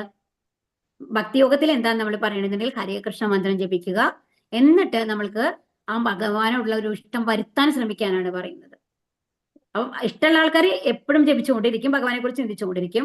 നമ്മൾക്ക് ഇഷ്ടം വന്നിട്ടില്ല, നമ്മൾ ബലപൂർവ്വം നമ്മൾ ഇരുത്താണ്. ഹരേ കൃഷ്ണ മന്ത്രം ഞാൻ ഇന്ന് 108 തവണ ഞാൻ ജപിച്ചിട്ടുള്ള കാര്യമുള്ളൂ എന്ന് പറഞ്ഞ് നമ്മൾ ഫോഴ്സ്ഫുൾ ആയിട്ട് നമ്മൾ ഇരിക്കുകയാണ് അല്ലെ. അതിനോടുള്ള ഒരു ഇഷ്ടം നമ്മുടെ ഉള്ളിൽ വന്നിട്ടില്ല. നമ്മളിപ്പോ സ്റ്റാർട്ട് ചെയ്തിട്ടല്ലേ ഉള്ളൂ. അപ്പൊ അങ്ങനെ നമ്മൾക്ക് പിന്നെന്താ ചെയ്യാൻ പറഞ്ഞത്? പത്രം പുഷ്പം ഫലം തോയം, നമ്മൾ ഭഗവാന് വേണ്ടി നൈവേദ്യം വെക്കുന്നു അല്ലെ, എന്തെങ്കിലും ഒരു തുളസി വെള്ളമെങ്കിലും വെക്കുന്നു. യമനിയമങ്ങളൊക്കെ നമ്മൾ ലെവൽ 2 നമ്മൾ പഠിക്കുന്നു ഡീപ്പായിട്ട് കേട്ടോ. അപ്പൊ ഇപ്പൊ നമ്മൾ എന്താ ചെയ്യേണ്ടത്? ഹരേ കൃഷ്ണ മന്ത്രം ജപിക്കാൻ തുടങ്ങുക. ഒരു റൗണ്ട് ജപിക്കുന്ന ആൾക്കാരെ 2 റൗണ്ട് ആക്കാൻ നോക്കുക, 2 റൗണ്ട് ജപിക്കുന്ന ആൾക്കാരെ 3 റൗണ്ട് ആക്കാൻ നോക്കുക. അങ്ങനെ അതിനു വേണ്ടി ശ്രമിക്കുക ഭഗവാനെ. അപ്പൊ തന്നെ നമ്മുടെ ഉള്ളിലുള്ള കുറെ ഭൗതികാഗ്രഹങ്ങളൊക്കെ മാറിയിട്ട് ഭഗവാനോടിന്റെ അടുത്ത് എത്താനുള്ള ഒരു ആഗ്രഹം വരും. ഭഗവാന്റെ അടുത്ത് എത്തണം, എനിക്ക് ഇനി ഈ മരണവും ജീവിതവും ഈ വാർദ്ധക്യവും ദുഃഖമൊന്നും വേണ്ട എന്നുള്ള ഒരു ദൃഢനിശ്ചയത്തോട് കൂടിയിട്ട് എന്ത് ചെയ്യുക? ഭഗവാന് വേണ്ടി ഭക്തി ചെയ്യാൻ തുടങ്ങുക എന്നുള്ളതാണ് പറയുന്നത്. അങ്ങനെ ഭഗവാനെ പ്രാപിക്കാനുള്ള ആഗ്രഹം വളർത്തണം എന്നതാണ് ഇവിടെ പറയുന്നത് കേട്ടോ. ഇനിയിപ്പോ 2 കാര്യങ്ങൾ പറഞ്ഞു. ആദ്യം എന്താണ്? എല്ലാ സമയവും ഭഗവാനെ കൊണ്ട് ചിന്തിച്ചുകൊണ്ടിരിക്കുക, സ്വയം ഭഗവാനെ സമർപ്പിക്കുക എന്നുള്ളതായിരുന്നു. രണ്ടാമത്തേത് എന്താണ്? സാധനാഭക്തി എന്നാണ് അതിന് പറയുക. അതായത് നമ്മൾ ഹരികൃഷ്ണ മന്ത്രം ജപിച്ചുകൊണ്ട് ഭഗവാനോടുള്ള ഇഷ്ടം വരാൻ നമ്മൾ ശ്രമിക്കുകയാണ്. അതാണ് റൂൾസ് ആൻഡ് റെഗുലേഷൻസ് വെച്ച്. അപ്പൊ അതിനാണ് സാധനാഭക്തി എന്ന് പറയുന്നത് കേട്ടോ. അപ്പൊ സാധനാഭക്തി ചെയ്യുക എന്നുള്ളതാണ്. ഇനി അത് പറ്റിയില്ലെങ്കിലോ? ഇനി അതും പറ്റിയില്ലെങ്കിൽ എന്താണ് ഭഗവാൻ പറയുന്നത്? അഭ്യാസമർത്ഥോസി മത്കർമ്മ പരമോ ഭവ കർമ്മമഭി കർമാണി കുർവൻ സിദ്ധിമവാപ്സസി. ഭക്തിയോഗത്തിന് വേണ്ടിയുള്ള നിബന്ധനകൾ അനുഷ്ഠിക്കാൻ നിനക്ക് കഴിവില്ലെങ്കിൽ എനിക്ക് വേണ്ടി പ്രവർത്തിക്കാൻ ശ്രമിക്കൂ, എനിക്കായി പ്രവർത്തിക്കുന്നത് കൊണ്ട് തന്നെ നീ പരിപൂർണതയിൽ എത്തും. അപ്പൊ എന്താ പറയുന്നത് ഇവിടെ ഭഗവാൻ? എന്താ പറയുന്നത്? ഇനിയിപ്പോ അതും പറ്റിയില്ല നിൽക്കൂ. അപ്പൊ ഇതും അതൊക്കെ എനിക്ക് ബുദ്ധിമുട്ടാ. ശരിക്കും പറഞ്ഞാൽ നമ്മള് 4 മണിക്കൊക്കെ എഴുന്നേറ്റ് ഹരേ കൃഷ്ണ മന്ത്രം ജപിക്കുക എന്ന് പറഞ്ഞാൽ അത്രയും നല്ലതാണ് എന്നാണ് പറയുക. ഭഗവാന്റെ ആരതി കാണുന്നതൊക്കെ ചെയ്യുന്നതൊക്കെ നല്ലതാണ് എന്ന് പറയും. ഇനി ഇതൊക്കെ എനിക്ക് ബുദ്ധിമുട്ടാണ്, ഞാൻ അത്രയും ബിസിയാണ് എന്റെ ഭൗതിക ലൈഫിൽ, എനിക്ക് എത്ര കാര്യങ്ങളാണ്, എന്റെ കുട്ടികൾ വലുതായിട്ടില്ല, അവർ സ്കൂളിലേക്ക് പോകുന്നു, അവർക്കുള്ള രാവിലെ സ്കൂൾ പോകുന്നതിന് മുമ്പ് ഇത്രയും കാര്യങ്ങളൊക്കെ എനിക്ക് ചെയ്യാനുണ്ട്, അത് കഴിയുമ്പോഴേക്കും ലഞ്ച് തയ്യാറാക്കണം, എത്രയോ പരിപാടികൾ എനിക്കുണ്ട്, ഞാൻ ജോലിക്ക് പോകുന്നുണ്ട്. അപ്പൊ ഇതൊന്നും എനിക്ക് ഇത്രയും സാധനഭക്തിയൊക്കെ എന്നെ കൊണ്ട് ചെയ്യാൻ സാധിക്കില്ല എന്ന് പറയുകയാണ് നിൽക്കൂ. അങ്ങനെയാണെങ്കിൽ ഭഗവാൻ അടുത്ത ഓപ്ഷൻ എന്താ തരുന്നത്? ഭക്തിയോഗത്തിന് വേണ്ടുന്ന നിബന്ധനകൾ അനുഷ്ഠിക്കാൻ നിനക്ക് കഴിവില്ലെങ്കിൽ എനിക്ക് വേണ്ടി പ്രവർത്തിക്കാൻ ശ്രമിക്കൂ, എനിക്ക് പ്രവർത്തിക്കുന്നത് കൊണ്ട് തന്നെ നീ പരിപൂർണതയിലെത്തും. അപ്പൊ എന്ത് ചെയ്യണം? ഭഗവാന് വേണ്ടി എന്തെങ്കിലും ചെയ്യുക. ഇപ്പൊ അത് നമ്മൾക്ക് ആലോചിക്കാനല്ലേ, ഭഗവാൻ വന്നു കഴിഞ്ഞിട്ട് നമ്മൾക്ക് എല്ലാം തരുന്നത് ഭഗവാനാണ് അല്ലെ. ഒരു ധനികനായിട്ടുള്ള ഒരു ആളുണ്ടായിരുന്നു അത്രേ. അപ്പൊ അയാൾ വന്നു കഴിഞ്ഞിട്ട് ഭയങ്കര സീരിയസ് ആവും, ബ്രീത്ത് ചെയ്യാൻ പറ്റില്ല അയാൾക്ക്, വീസിങ്, കഫക്കെട്ട് അങ്ങനെയൊക്കെ വന്നു കഴിഞ്ഞിട്ട് ഹോസ്പിറ്റലിൽ അഡ്മിറ്റ് ആവുകയാണ്. അപ്പൊ അഡ്മിറ്റ് ആയി കഴിഞ്ഞ് അവർ ICUവിൽ അഡ്മിറ്റ് ആയിരുന്നു. അത് കഴിഞ്ഞിട്ട് പിന്നെ അവര് ഇതൊക്കെ വെച്ചിട്ട് നെബുലൈസറൊക്കെ വെച്ച് വെന്റിലേറ്ററിലൊക്കെ കിടത്തി ഓക്സിജൻ ഇതൊക്കെ കൊടുത്ത് അയാളെ നോർമലാക്കി. അയാൾ ഒരുമാതിരി ഡിസ്ചാർജ് ചെയ്യുന്ന ലെവലിലെത്തും കേട്ടോ. അപ്പം അവിടെ എത്തി കഴിയുമ്പോൾ അവർ ബില്ല് കൊണ്ടുവന്ന് വരും, ഹോസ്പിറ്റലല്ലേ, ബില്ല് കൊണ്ടുവന്ന് കൊടുക്കുമ്പോൾ അയാൾ ഈ ബില്ല് നോക്കിയിട്ട് ഇങ്ങനെ കരയാൻ തുടങ്ങാണ്. അയ്യോ, കരച്ചിൽ നിർത്താൻ പറ്റുന്നില്ല അയാൾക്ക്. അപ്പൊ അവർക്കൊക്കെ ടെൻഷനായി, എന്ത് പറ്റി, ഇത്രയും പൈസ നിങ്ങൾക്ക് തരാൻ പറ്റില്ലേ എന്നുള്ളത്. ഒരു വലിയ എമൗണ്ട് ആയിരിക്കും. നോർമൽ ICUലൊക്കെ ആയിരുന്നല്ലോ അഡ്മിറ്റ് ആയിരുന്നത്. എന്താ കാര്യം എന്ന് ചോദിക്കും, എന്താ ഇത് എമൗണ്ട് നിങ്ങളുടെ കയ്യിലില്ലേ, എന്താ ടെൻഷൻ എന്ന് ചോദിക്കും. അപ്പൊ അയാൾ പറയും, അതൊന്നല്ല, ഇതൊക്കെ തരാനുള്ള പൈസയൊക്കെ എന്റെ കയ്യിൽ ഭഗവാൻ എനിക്ക് തന്നിട്ടുണ്ട്, അതൊന്നും എനിക്ക് ടെൻഷനില്ല. പക്ഷെ ഞാൻ ഇപ്പോഴാണ് ഓർത്തത്, ഞാൻ ഒരു 3 ദിവസമാണ് ഈ ICUല് കടന്നിട്ട് നിങ്ങൾ ഈ ബില്ലും കൊണ്ട് വന്നിട്ടുള്ളത്. ഞാൻ ജനിച്ചപ്പോ മുതല് ഇത്ര കാലം ഞാൻ ഒരു ഓക്സിജൻ സിലിണ്ടറിന്റെ സഹായം ഇല്ലാതെ ഭഗവാൻ തന്ന പ്രകൃതിദത്തമായ ഓക്സിജനാണ് ശ്വസിച്ചുകൊണ്ടിരുന്നത്. എനിക്ക് വെള്ളത്തിന് ഞാൻ കരം അടച്ചിട്ടില്ല, പൈസ കൊടുത്തിട്ടില്ല. ഓക്സിജന് വേണ്ടിയിട്ട് ഞാൻ പൈസ കൊടുത്തിട്ടില്ല. ഭഗവാൻ ഒരിക്കലും എന്നോട് ചോദിച്ചിട്ടുമില്ല ഇതിനെല്ലാം പൈസ വേണം, തിരിച്ചെന്തെങ്കിലും വേണം എന്നുള്ളത്. അത്രയും കാരുണ്യവാനായിട്ടുള്ള, ഇപ്പോഴാണ് ആ ഭഗവാനെ എനിക്ക് മനസ്സിലാവുന്നത്, എത്ര കാരുണ്യവാനാണ് ഭഗവാൻ എന്നുള്ളത്. ഞാൻ അത്രയും നന്ദിയില്ലാത്ത ഒരാളാണ്. ഒരിക്കൽ പോലും ഞാൻ ഭഗവാനെ കുറിച്ച് ഞാൻ ആലോചിച്ചിട്ടില്ല. ഞാൻ എല്ലാം ഗ്രാൻഡഡ് ആയിട്ട് എടുക്കുകയായിരുന്നു എന്നുള്ളത്. അതായത് എല്ലാം ഭഗവാന്റെ ഒരു ഇപ്പോഴും നമ്മൾ എന്താ ചെയ്യുക, ഒരമ്പലത്തിൽ പോയി കഴിഞ്ഞ് കഴിഞ്ഞാല് എനിക്ക് അത് വേണം ഇത് വേണം എന്ന് ചോദിക്കുകയാണ്. നമ്മൾക്ക് എല്ലാം തരാനുള്ള ഒരാളാണ്, അത് ഭഗവാൻ തരണം, നമ്മളുടെ അധികാരമാണ് അല്ലേ ശരിക്കും. അപ്പൊ ഭഗവാന്റെ ആ കാരുണ്യം ഒന്ന് ആലോചിച്ച് നോക്കൂ ഓരോരുത്തരും. അപ്പൊ അതാണ് ഇവിടെ പറയുന്നത്. ഇനിയിപ്പൊ അത് നിങ്ങൾക്ക് ചെയ്യാൻ കഴിയുന്നില്ലെങ്കിൽ അപ്പൊ ഇത്രയും നമ്മൾക്ക് തരുന്ന ഭഗവാന് വേണ്ടി തിരിച്ചെന്തെങ്കിലും ചെയ്യുക. ഭഗവാൻ തന്നെയാണ് നമ്മൾക്ക് പണവും തരുന്നത് അല്ലെ. അപ്പൊ ഇത് ആൽബർട്ട് ഫോർഡ് എന്ന് പറഞ്ഞ ഒരാളുടെ ഇതാണ് പറയുന്നത്. ഫോർഡ് കാറൊക്കെ നിങ്ങൾ കേട്ടിട്ടുണ്ടാവും, കണ്ടിട്ടുണ്ടാവും അല്ലെ, അത്രയും കോസ്റ്റ്ലി ആണ്. അപ്പൊ ആ കാറിന്റെ ഉടമസ്ഥനാണ്, അത്രയും പണമാണ്. അപ്പൊ അദ്ദേഹം ആണ് മായാപൂര് അമ്പലത്തിന് വേണ്ടിയിട്ട് അത്രയും സംഭാവന, മിക്കവാറും അമ്പലത്തിന്റെ ഫുൾ എമൗണ്ട് എന്ന് പറഞ്ഞു പോകണം, ഒരു പകുതിയോളം അദ്ദേഹത്തിന്റെ സംഭാവനയാണ്. അപ്പൊ പ്രഭുപാദയുടെ അടുത്ത് അദ്ദേഹം ശിഷ്യനായിട്ട് ചെല്ലുമ്പോൾ അദ്ദേഹം പറഞ്ഞു, നിങ്ങൾക്ക് ഇങ്ങനെ പൂർണ്ണമായിട്ടും ഭക്തി സേവനങ്ങൾ മുഴുവാൻ സാധിക്കുന്നില്ലെങ്കിൽ ഭഗവാന് വേണ്ടി എന്തെങ്കിലും സേവനം ചെയ്യൂ, ഭഗവാൻ തന്നെയല്ലേ നിങ്ങൾക്ക് ഇതൊക്കെ തന്നിട്ടുള്ളത് എന്ന്. അത് പൂർണ്ണമായി സ്വീകരിച്ചുകൊണ്ട് അങ്ങനെ ചെയ്യും. അപ്പൊ അതാണ്, നമ്മൾക്ക് സമ്പത്തുണ്ട്, അതിനുള്ള സൗകര്യങ്ങൾ ഭഗവാൻ തന്നിട്ടുണ്ടെന്നുണ്ടെങ്കിൽ ഒരു ചെറിയ ഡൊണേഷൻ ആയിട്ട് ഏതെങ്കിലും ഇസ്കോൺ ടെമ്പിളിന് വേണ്ടി നിങ്ങൾക്ക് ചെയ്യാം. അങ്ങനെ എന്ത് വേണമെന്നുണ്ടെങ്കിലും ഒരു ഭഗവാനുള്ള സേവയായിട്ട് നിങ്ങൾക്ക് ചെയ്യാം കേട്ടോ. ഹരേ കൃഷ്ണ. സമ്പന്നനായ ഒരാൾക്ക് കൃഷ്ണാവബോധം പ്രചരിപ്പിക്കാനായി ഒരു ഓഫീസോ ക്ഷേത്രമോ ഉണ്ടാക്കുന്നതിൽ സഹായിക്കാം, അല്ലെങ്കിൽ പുസ്തകങ്ങൾ പ്രസിദ്ധീകരിക്കുന്നതിൽ സഹായിക്കാം അല്ലെ. ഭഗവത്ഗീതയൊക്കെ പ്രസിദ്ധീകരിക്കാനായിട്ട് നമുക്ക് കുറച്ച് പൈസ കൊടുക്കാം, അല്ലെങ്കിൽ പുസ്തകം വാങ്ങി കുറച്ച് പേർക്ക് വിതരണം ചെയ്യാം. ഇത്തരം പ്രവൃത്തികൾ താല്പര്യം വളർത്തിയെടുക്കേണ്ടതാണ്. തന്റെ കർമ്മഫലങ്ങളെ ഉപേക്ഷിക്കാൻ സാധിക്കാത്ത പക്ഷം അയാൾക്ക് അതിലൊരു ചെറിയ ശതമാനമെങ്കിലും കൃഷ്ണാവബോധം പ്രചരിപ്പിക്കുന്നതായി ചെലവാക്കാവുന്നതാണ്. കൃഷ്ണാവബോധത്തിന് വേണ്ടിയുള്ള ഈ സ്വമനസാലെയുള്ള സേവനം ഈശ്വരപ്രേമത്തിന്റെ സമുന്നതിയിലെത്താനും പരിപൂർണത നേടാനും സഹായിക്കും. അപ്പൊ എന്താ പറയുന്നത്, അപ്പൊ നമ്മൾക്ക് ഇതിനൊന്നും സമയമില്ല, എന്നാൽ നമ്മുടെ കാര്യങ്ങൾ നമ്മളൊരു നല്ല ജോലി ചെയ്യുന്നു, നമ്മൾ സമ്പാദിക്കുന്നുണ്ട് എന്നുണ്ടെങ്കിൽ അതിന്റെ ഒരു ചെറിയ അംശം ഭക്തി സേവനങ്ങൾക്ക് വേണ്ടിയിട്ട് ഉപയോഗിക്കുക എന്നുള്ളതാണ്. ഇത് 3ാമത്തെയാണ് കേട്ടോ പറയണത്. ഇനി 4ാമത്തെ എന്താണ്, ഇവിടെ ഇസ്കോൺ ടെമ്പിളിന്റെ ഇതാണ് ഇവിടെ കാണിക്കുന്നത് കേട്ടോ, നോക്കിക്കോളൂ. ഇതാണ് നമ്മളെ പഠിപ്പിക്കാവുന്ന ഇത് എന്ന് പറയുന്നത്.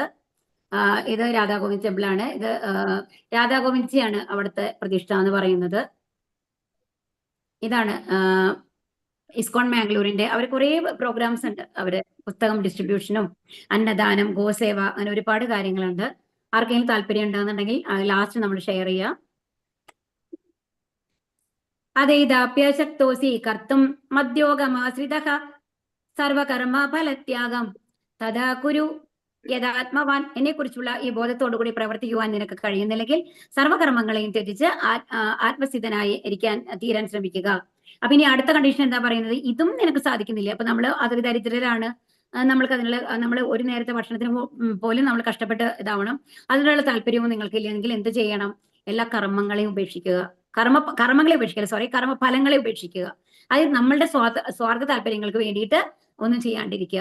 ഇപ്പൊ ഇങ്ങനത്തെ കാര്യങ്ങൾ, ഇപ്പൊ നമ്മൾ ഏതെങ്കിലും ഓർഫനേജിന് വേണ്ടി കുറച്ച് ഭക്ഷണം വാങ്ങി കൊടുത്തു, അതെല്ലാം ഇതിലാണ് വരുന്നത്. അവിടെ ഭഗവാനെ നമ്മൾ കണക്ട് ചെയ്യുന്നില്ലെങ്കിലും നമ്മൾ ത്യാഗമാണ് ചെയ്യുന്നത്.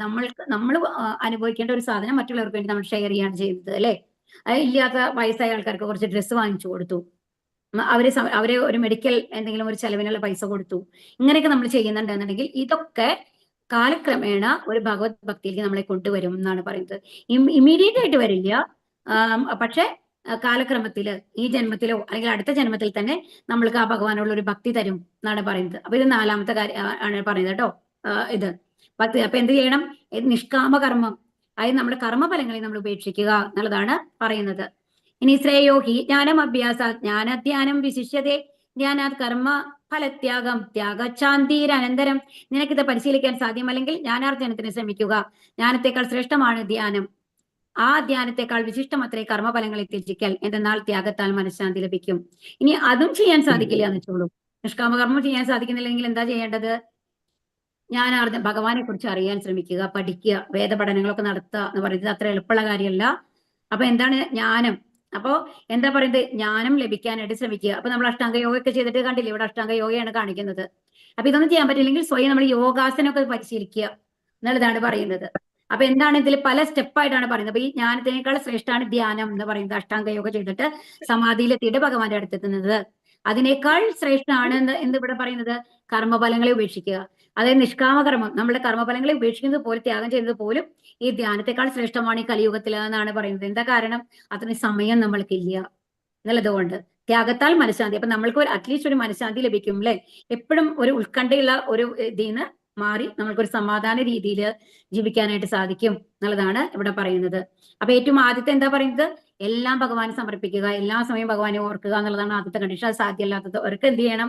സാധനാഭക്തി. എന്ത് ചെയ്യണം? ഹരേ കൃഷ്ണ മന്ത്രം ജപിച്ചുകൊണ്ട് പത്രം പുഷ്പഫലം ഒക്കെ ചെയ്തിട്ട് ഭക്തിയുടെ സേവനങ്ങൾ ചെയ്യുക. ഭഗവാന്റെ സാധനാഭക്തി ചെയ്തിട്ട് ഭഗവാന്റെ അടുത്ത് എത്താനായിട്ട് ശ്രമിക്കുക. അത് ചെയ്യാൻ സാധിക്കാത്ത ആൾക്കാർ എന്ത് ചെയ്യുക? നമ്മുടെ സമ്പാദ്യത്തിന്റെ ഒരു ഭാഗം ഭഗവാന്റെ ഭക്തി സേവനങ്ങൾക്ക് വേണ്ടി ഉപയോഗിക്കുക എന്നുള്ളതാണ്. അതാണ് ആൽബർട്ട് ഫോർഡിനൊക്കെ നമ്മൾ പറഞ്ഞത്. അത് സാധിക്കുന്നില്ലെങ്കിൽ എന്ത് ചെയ്യുക? നമ്മൾ കർമ്മം അതായത് ഫലം ഇച്ഛിച്ചുകൊണ്ട് കർമ്മം ചെയ്യാണ്ടിരിക്കുക, നിഷ്കാമകർമ്മം ചെയ്യുക. അത് ഈ ചില എന്താ പറയുക പരോപകാര പ്രവർത്തനങ്ങളൊക്കെ ചെയ്യാനായിട്ട് സാധിക്കും. രാജ്യത്തിന് വേണ്ടിയിട്ടോ നമ്മുടെ സമൂഹത്തിന് വേണ്ടിയിട്ടോ അങ്ങനെയൊക്കെ ചെയ്യുന്ന കാര്യങ്ങളൊക്കെ ചെയ്യുക. അതും സാധിക്കുന്നില്ലെങ്കിൽ എന്ത് ചെയ്യണം? ജ്ഞാനാർജനത്തിന് ശ്രമിക്കുക എന്നുള്ളതാണ് ഭഗവാൻ പറഞ്ഞു തന്നിട്ടുള്ളത് കേട്ടോ. 5 മാർഗങ്ങളാണ്. ഇപ്പൊ ഏറ്റവും താഴെയുള്ളതാണ് ജ്ഞാനാർജനം എന്ന് പറയുന്നത്.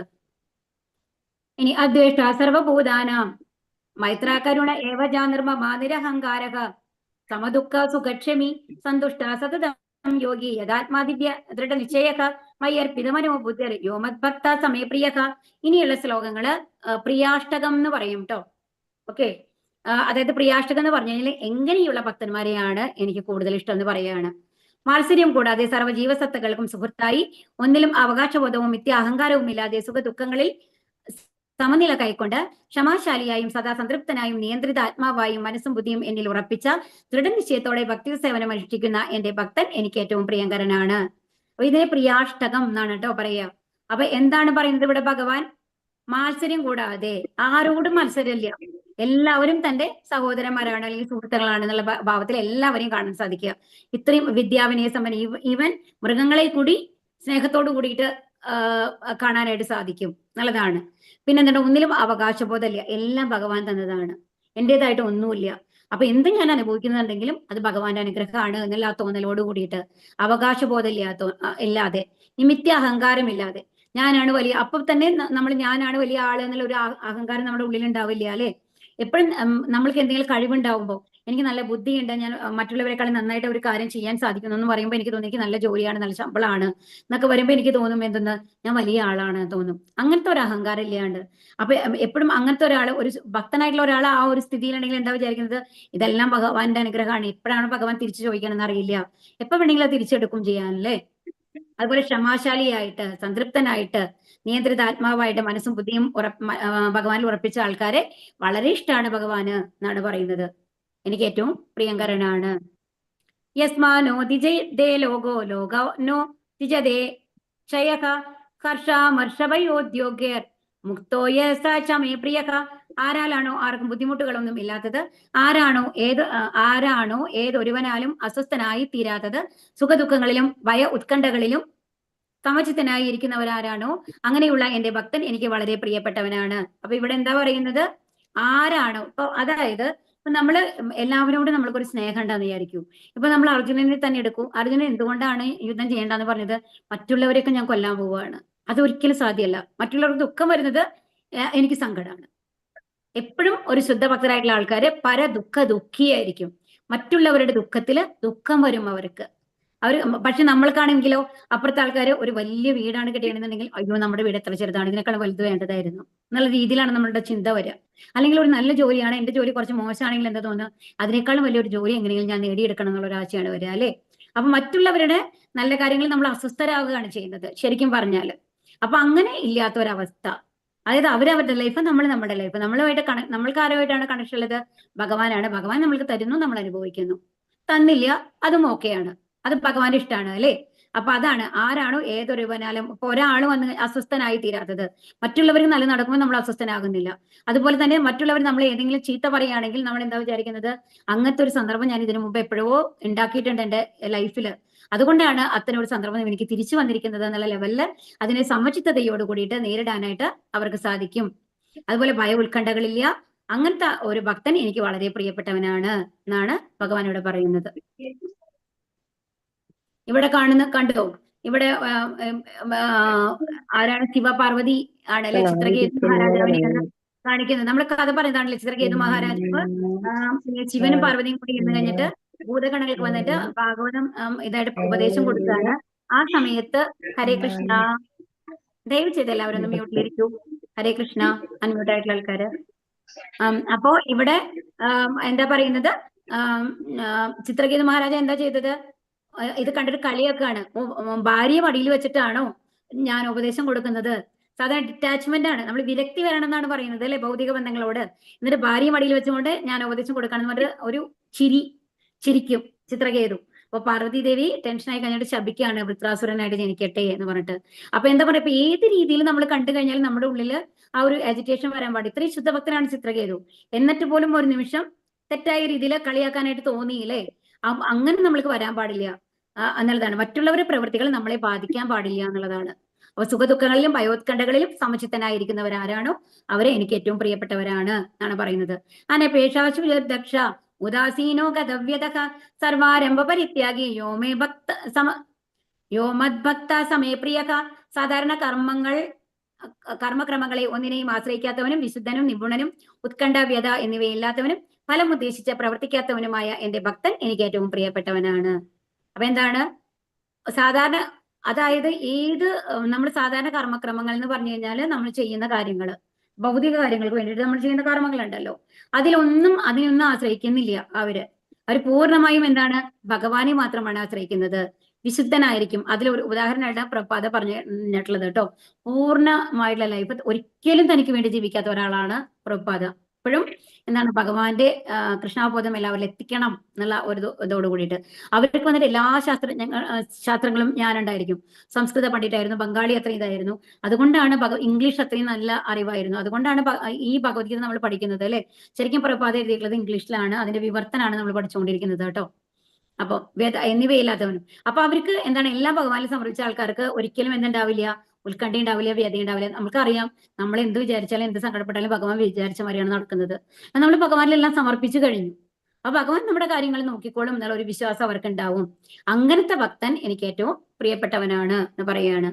യോന ഹൃഷ്യതി ന ദ്വേഷി ന ശോചതി ന കാക്ഷതി ശുഭാശുഭപരിത്യാഗി ഭക്തിമാൻ യാ സമേ പ്രിയക. സന്തോഷിക്കുകയോ ദേഷിക്കുകയോ ദുഃഖിക്കുകയോ ആഗ്രഹിക്കുകയോ ചെയ്യാത്തവനും ശുഭങ്ങളെയും അശുഭങ്ങളെയും ത്യജിച്ചവനുമായ ഭക്തൻ എനിക്ക് ഏറ്റവും പ്രിയപ്പെട്ടവനാണ്. അപ്പൊ എന്താ പറയുന്നത്? സന്തോഷവും ഇല്ല, ദുഃഖവും ഇല്ല. എന്ത് നടന്നു കഴിഞ്ഞാലും ഭഗവാന്റെ ഇച്ഛ. ദുഃഖം, ആഗ്രഹം. അപ്പൊ ദുഃഖങ്ങൾ വന്നു കഴിഞ്ഞാൽ നമ്മൾക്കറിയാം, ഈ ദുഃഖം കഴിഞ്ഞിട്ട് സുഖം വരുന്നുണ്ട്. ഇത് മാറി മാറി വരുന്നതാണ്, എല്ലാവരും അനുഭവിക്കുന്നതാണ്. ഒരാൾ അനുഭവിക്കുന്ന മാതിരി അല്ല വേറൊരാൾ അനുഭവിക്കുന്നതെന്ന് മാത്രമേ വ്യത്യാസമുള്ളൂ. എത്ര പൈസയുള്ള ഒരാളുടെ കാണുമ്പോൾ നമുക്ക് തോന്നും, ഓ അവരെത്ര സുഖിച്ചിട്ടാണ് ജീവിക്കുന്നത്. അവരുടെ ഉള്ളിൽ പോയി കഴിഞ്ഞാൽ അറിയാം അവരുടെ കഷ്ടങ്ങൾ ഓരോരുത്തർ. കാരണം എന്താണെന്നുണ്ടെങ്കിൽ, ഇപ്പൊ നമ്മൾക്ക് മാസ വരുമാനം എന്ന് പറയുന്നത് 2000 രൂപയാണെങ്കിൽ നമ്മളെല്ലാം ആ 2000 രൂപയുടെ ഉള്ളിൽ ഒതുക്കി ജീവിക്കാൻ നമ്മൾ പഠിക്കും. കാരണം നമ്മൾ വാങ്ങുന്ന ഡ്രസ്സുകളൊക്കെ അത്രയും വില കുറഞ്ഞതായിരിക്കും. മനസ്സിലാവുണ്ടോ? അതുപോലെ തന്നെ നമ്മൾ ഉപയോഗിക്കുന്ന സാധനങ്ങൾ, സോപ്പ് ആവട്ടെ, അങ്ങനത്തെ എന്ത് സാധനങ്ങളാണെന്നുണ്ടെങ്കിലും ആ പൈസക്ക് എന്ത് ലഭിക്കും അതിന് ലെവലിൽ നമ്മൾ ചിട്ടപ്പെടുത്തുന്നു. എന്നാൽ 25,000 രൂപ ശമ്പളം ആവുമ്പോഴോ ആ 25,000 രൂപയുടെ ഉള്ളിൽ കിട്ടുന്ന മാതിരി നമ്മളുടെ ഡ്രസ്സിന്റെ വാങ്ങുന്നതിന്റെ വില കൂടും. അതിനനുസരിച്ച് സാധനങ്ങളുടെ വില കൂടും. നമ്മൾ വാങ്ങുന്ന സാധനങ്ങളുടെ ഇത് മാറും, ക്വാളിറ്റി മാറും, വെറൈറ്റി മാറും. അതിന്റെ 1 ലക്ഷം സമ്പാദിക്കുന്ന ആൾക്കാർക്ക് ആ ലെവലില്. അപ്പൊ എങ്ങനെ നോക്കിക്കഴിഞ്ഞാൽ ഒരു തൃപ്തി എന്ന് പറയുന്നത് ആർക്കും ഉണ്ടാവില്ല. അപ്പൊ എന്താണ്, എല്ലാം ത്യജിച്ചുകൊണ്ട് ഭഗവാനെ സമർപ്പിക്കുന്ന ആൾക്കാർക്ക് എന്തിനോടും ആഗ്രഹമില്ല. എന്ത് കിട്ടിക്കഴിഞ്ഞാലും ഓക്കെയാണ്. എനിക്ക് ഈ മാസം 2000 രൂപ കിട്ടിയുള്ളൂ, അതിനനുസരിച്ച് ഞാൻ ജീവിക്കുന്നു. എനിക്ക് 25,000 രൂപ കിട്ടിയോ, ഞാൻ അതിന് അനുസരിച്ച് ജീവിക്കുന്നു. പക്ഷെ അതിൽ ഓവറായിട്ട് സന്തോഷം തോന്നില്ല, ഓ എനിക്ക് 25,000 രൂപ കിട്ടി എന്നുള്ള അഹങ്കാരവും ഇല്ല. ആ ഒരു രീതിയിലാണ്. അപ്പൊ ഒരു നല്ലതാണെന്നുണ്ടെങ്കിൽ ചീത്തയാണെങ്കിലും ഒരേപോലെ കാണാനായിട്ട് അവർക്ക് സാധിക്കുന്നു എന്നുള്ളതാണ്. സമാശത്രൗച്ച മിത്രേച്ച തഥാമാനാപമാനയോ കോചിതോഷ്ണ സുഖദുഃഖേഷു സമസംഗ വിവർജിതഃ തുല്യ നിന്ദാസ്തു ധിർമൗനി സന്തുഷ്ടോ യേന കേനചിത് അനികേതാസ്ഥിരമതിർ ഭക്തിമാൻ മേ പ്രിയോ നരക. ശത്രുക്കളിലും മിത്രങ്ങളിലും സമഭാവനയോടെ മാനാപമാനങ്ങൾ, ശീതോഷ്ണങ്ങൾ, സുഖദുഃഖങ്ങൾ, ആദരവും അനാദരവും, യശസ്, ദുഷ്കീർത്തി എന്നീ ദ്വന്ദ്ങ്ങളെ ഒരേ വിധം കൈക്കൊണ്ട് അസത്സംഗത്തിൽ നിന്ന് എല്ലായ്പ്പോഴും മുക്തനും മൗനിയും ജ്ഞാനത്തിൽ ഉറച്ചവനും സദാ സംതൃപ്തനുമായി ഗാർഹിക ബോധം ഉപേക്ഷിച്ച് ഭക്തി സേവനത്തിൽ ഏർപ്പെട്ടിരിക്കുന്ന ഭക്തൻ എനിക്ക് ഏറ്റവും പ്രിയപ്പെട്ടവനാണ്. അപ്പൊ ഇനി എന്താ പറയുന്നത്? അവർക്ക് ശത്രുക്കളുമില്ല, മിത്രങ്ങളുമില്ല, അല്ലെ? കാരണം നമ്മൾ പറഞ്ഞു, ഒരാൾ നമ്മളെ ഉപദ്രവിച്ചു കഴിഞ്ഞാൽ നമ്മുടെ മനോഭാവം എന്താണ്? ഇങ്ങനത്തെ ഒരു സിറ്റുവേഷൻ ഞാൻ ഇതിനു മുമ്പ് ഉണ്ടാക്കിയിട്ടുണ്ട്, അതുകൊണ്ടാണ് അവർ എന്നോട് പ്രവർത്തിക്കുന്നത്, ഇങ്ങനെ വരുന്നത്. അപ്പൊ അതുകൊണ്ട് അവർ ശത്രുവായിട്ട് നമ്മൾ കാണുന്നില്ല, അവർ ചീത്ത ഒരാളായിട്ട് നമ്മൾ കാണുന്നില്ല. ഇനി മിത്രങ്ങളാണെങ്കിലോ, മിത്രങ്ങളുടെ മാതിരി തന്നെയാണ് ശത്രുക്കളെയും കാണുന്നത്, അല്ലെ? എല്ലാവരും മിത്രങ്ങളായിട്ട് അവർക്ക് കാണാൻ സാധിക്കുന്നു, എല്ലാ ഇഷ്ടത്തോടു കൂടി അവരോട് പെരുമാറാൻ സാധിക്കുന്നു. അതുപോലെ മാനവും ഇല്ല, അപമാനവും ഇല്ല. കാരണം എല്ലാം നമ്മൾക്ക് വരാനുള്ളതാണ്. അപ്പൊ ഒരാൾ അപമാനിച്ചു കഴിഞ്ഞാലും അതിൽ സങ്കടപ്പെടുന്നില്ല അവര്.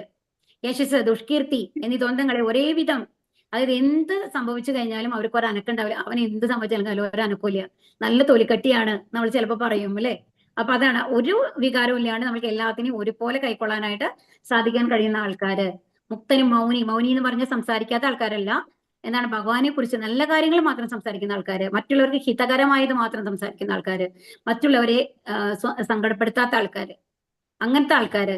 അങ്ങനത്തെ ഇതാണ് ഗാർഹിക ബോധം ഉപേക്ഷിച്ച്. അതായത് ഗാർഹിക ബോധം എന്ന് പറഞ്ഞു കഴിഞ്ഞാല് തന്റെ ഫാമിലി ഉപേക്ഷിക്കണം എന്നല്ല ഇവിടെ ഉദ്ദേശിക്കുന്നത്. എന്താണ്, എല്ലാം ഭഗവാനിൽ സമർപ്പിച്ചിട്ട് അവരോടുള്ള ഡ്യൂട്ടി നമ്മൾ ചെയ്യുക എന്നുള്ളതാണ് കേട്ടോ. അങ്ങനെ ഭക്തി സേവനത്തിൽ ഏർപ്പെട്ടിരിക്കുന്ന ഭക്തൻ എനിക്ക് ഏറ്റവും പ്രിയപ്പെട്ടവനാണ് എന്നാണ് പറയുന്നത്. ഇനി ഏതു ധർമ്മ്യാമ്യതമിതം ഏതു ധർമ്മ്യാമൃതമിതം യഥോക്തം ഏതു ധർമ്മ്യാമൃതമിതം യഥോക്തം പരിഭാസതേ ശ്രദ്ധാദാനാത് തത്പരമ ഭക്താസ്തേ അതീവ മേ പ്രിയക. നാശരഹിതമായ ഈ ഭക്തി സേവന മാർഗം പിന്തുടർന്ന് എന്നെ പരമ ലക്ഷ്യമാക്കിക്കൊണ്ട് വിശ്വാസത്തോടുകൂടി പൂർണ്ണമായും എന്നിൽ മുഴുകുന്നവർ എനിക്ക് ഏറ്റവും പ്രിയപ്പെട്ടവരാണ്. അപ്പൊ ഇനി എന്താ പറയുന്നത്? നാശരഹിതമായിട്ടുള്ള ഭക്തി സേവന മാർഗം പിന്തുടർന്നിട്ട് അതായത് നാശരഹിതം എന്ന് പറഞ്ഞ എന്താണ്? നമ്മൾക്ക് മരണമില്ലാത്ത അവസ്ഥ, അതല്ലേ നശിക്കാത്ത അവസ്ഥ എന്ന് പറയുന്നത്. അതിനെ പിന്തുടരണം, അതിലേക്കാണ് നമ്മൾ എത്തേണ്ടത്. അതിനുവേണ്ടി ചെയ്യുന്നു, ഭക്തി സേവനങ്ങൾ ചെയ്യുന്നു. എന്നിട്ട് ഭഗവാനെ മാത്രം ലക്ഷ്യമാക്കിക്കൊണ്ട് പൂർണ്ണ വിശ്വാസത്തോടുകൂടി അവശരക്ഷിപ്പോ കൃഷ്ണൻ, എന്ത് കണ്ടീഷനിലും ഭഗവാൻ രക്ഷിച്ചോളും. കാരണം ഭഗവാൻ നമ്മളെ സൃഷ്ടിച്ചിട്ട് നമ്മൾ ഇവിടെ കൊണ്ടുവന്ന് എത്തിച്ചിട്ടുണ്ടെങ്കിൽ, ഈ സാഹചര്യങ്ങൾ ഭഗവാൻ നമ്മൾക്ക് തന്നിട്ടുണ്ടെന്നുണ്ടെങ്കിൽ അത് ഭഗവാന്റെ പ്ലാൻ ആണ്, അല്ലെ? നമ്മളുടെ പ്ലാൻ അല്ല. നമ്മൾ എവിടെ ജനിക്കുന്നു, എങ്ങനെ ജീവിക്കുന്നു എന്നുള്ളതൊക്കെ മുൻകൂട്ടി ഒരു പ്ലാൻ ഉണ്ട്. ആ പ്ലാൻ അനുസരിച്ചിട്ടാണ് നമ്മൾ എത്ര കൊല്ലം ജീവിക്കുന്നത്, ഇങ്ങനെയാണ് ജീവിക്കുന്നത് എന്നുള്ളതൊക്കെ നമ്മൾക്ക് വരുന്നത്, അല്ലെ? അപ്പൊ അതുകൊണ്ട് എല്ലാം ഭഗവാനെ അറിയാം. അപ്പൊ ഭഗവാൻ നമ്മൾക്ക് നല്ലതാണ് ചെയ്യുള്ളൂ എന്നുള്ളൊരു പൂർണ്ണ വിശ്വാസത്തോട് കൂടിയിട്ട് ഭഗവാനെ പ്രാപിക്കാൻ ശ്രമിക്കുന്ന ആൾക്കാര് ഭഗവാൻ ഏറ്റവും പ്രിയപ്പെട്ടവരാണ്. ഏറ്റവും പ്രിയപ്പെട്ടവർ ആരാണെന്ന് പറഞ്ഞത്? ഇപ്പോ ഭക്തി സേവനം പിന്തുടർന്നിട്ട് ഭഗവാനെ പൂർണ്ണ ലക്ഷ്യമാക്കിക്കൊണ്ട് പൂർണ്ണ വിശ്വാസത്തോട് കൂടിയിട്ട് അതിൽ മുഴുകുന്ന ആൾക്കാരാണ് ഭഗവാൻ ഏറ്റവും പ്രിയപ്പെട്ടവര് എന്നാണ് പറയുന്നത്. അപ്പൊ ഇതില് ഈ അവസാനത്തെ 8 ശ്ലോകങ്ങളാണ് പ്രിയാഷ്ടകം എന്ന് പറയുന്നത് കേട്ടോ. ഭഗവാൻ എങ്ങനെയാണ് ഏറ്റവും പ്രിയപ്പെട്ടവരാണ് എന്നുള്ളത്. അപ്പൊ എന്താ പറയുന്നത്? എല്ലാ കർമ്മങ്ങളും ഭഗവാൻ സമർപ്പിച്ചുകൊണ്ട് ഭക്തിയുത സേവനങ്ങൾ ചെയ്യുക, പൂർണ്ണ വിശ്വാസത്തോട് കൂടിയിട്ട്.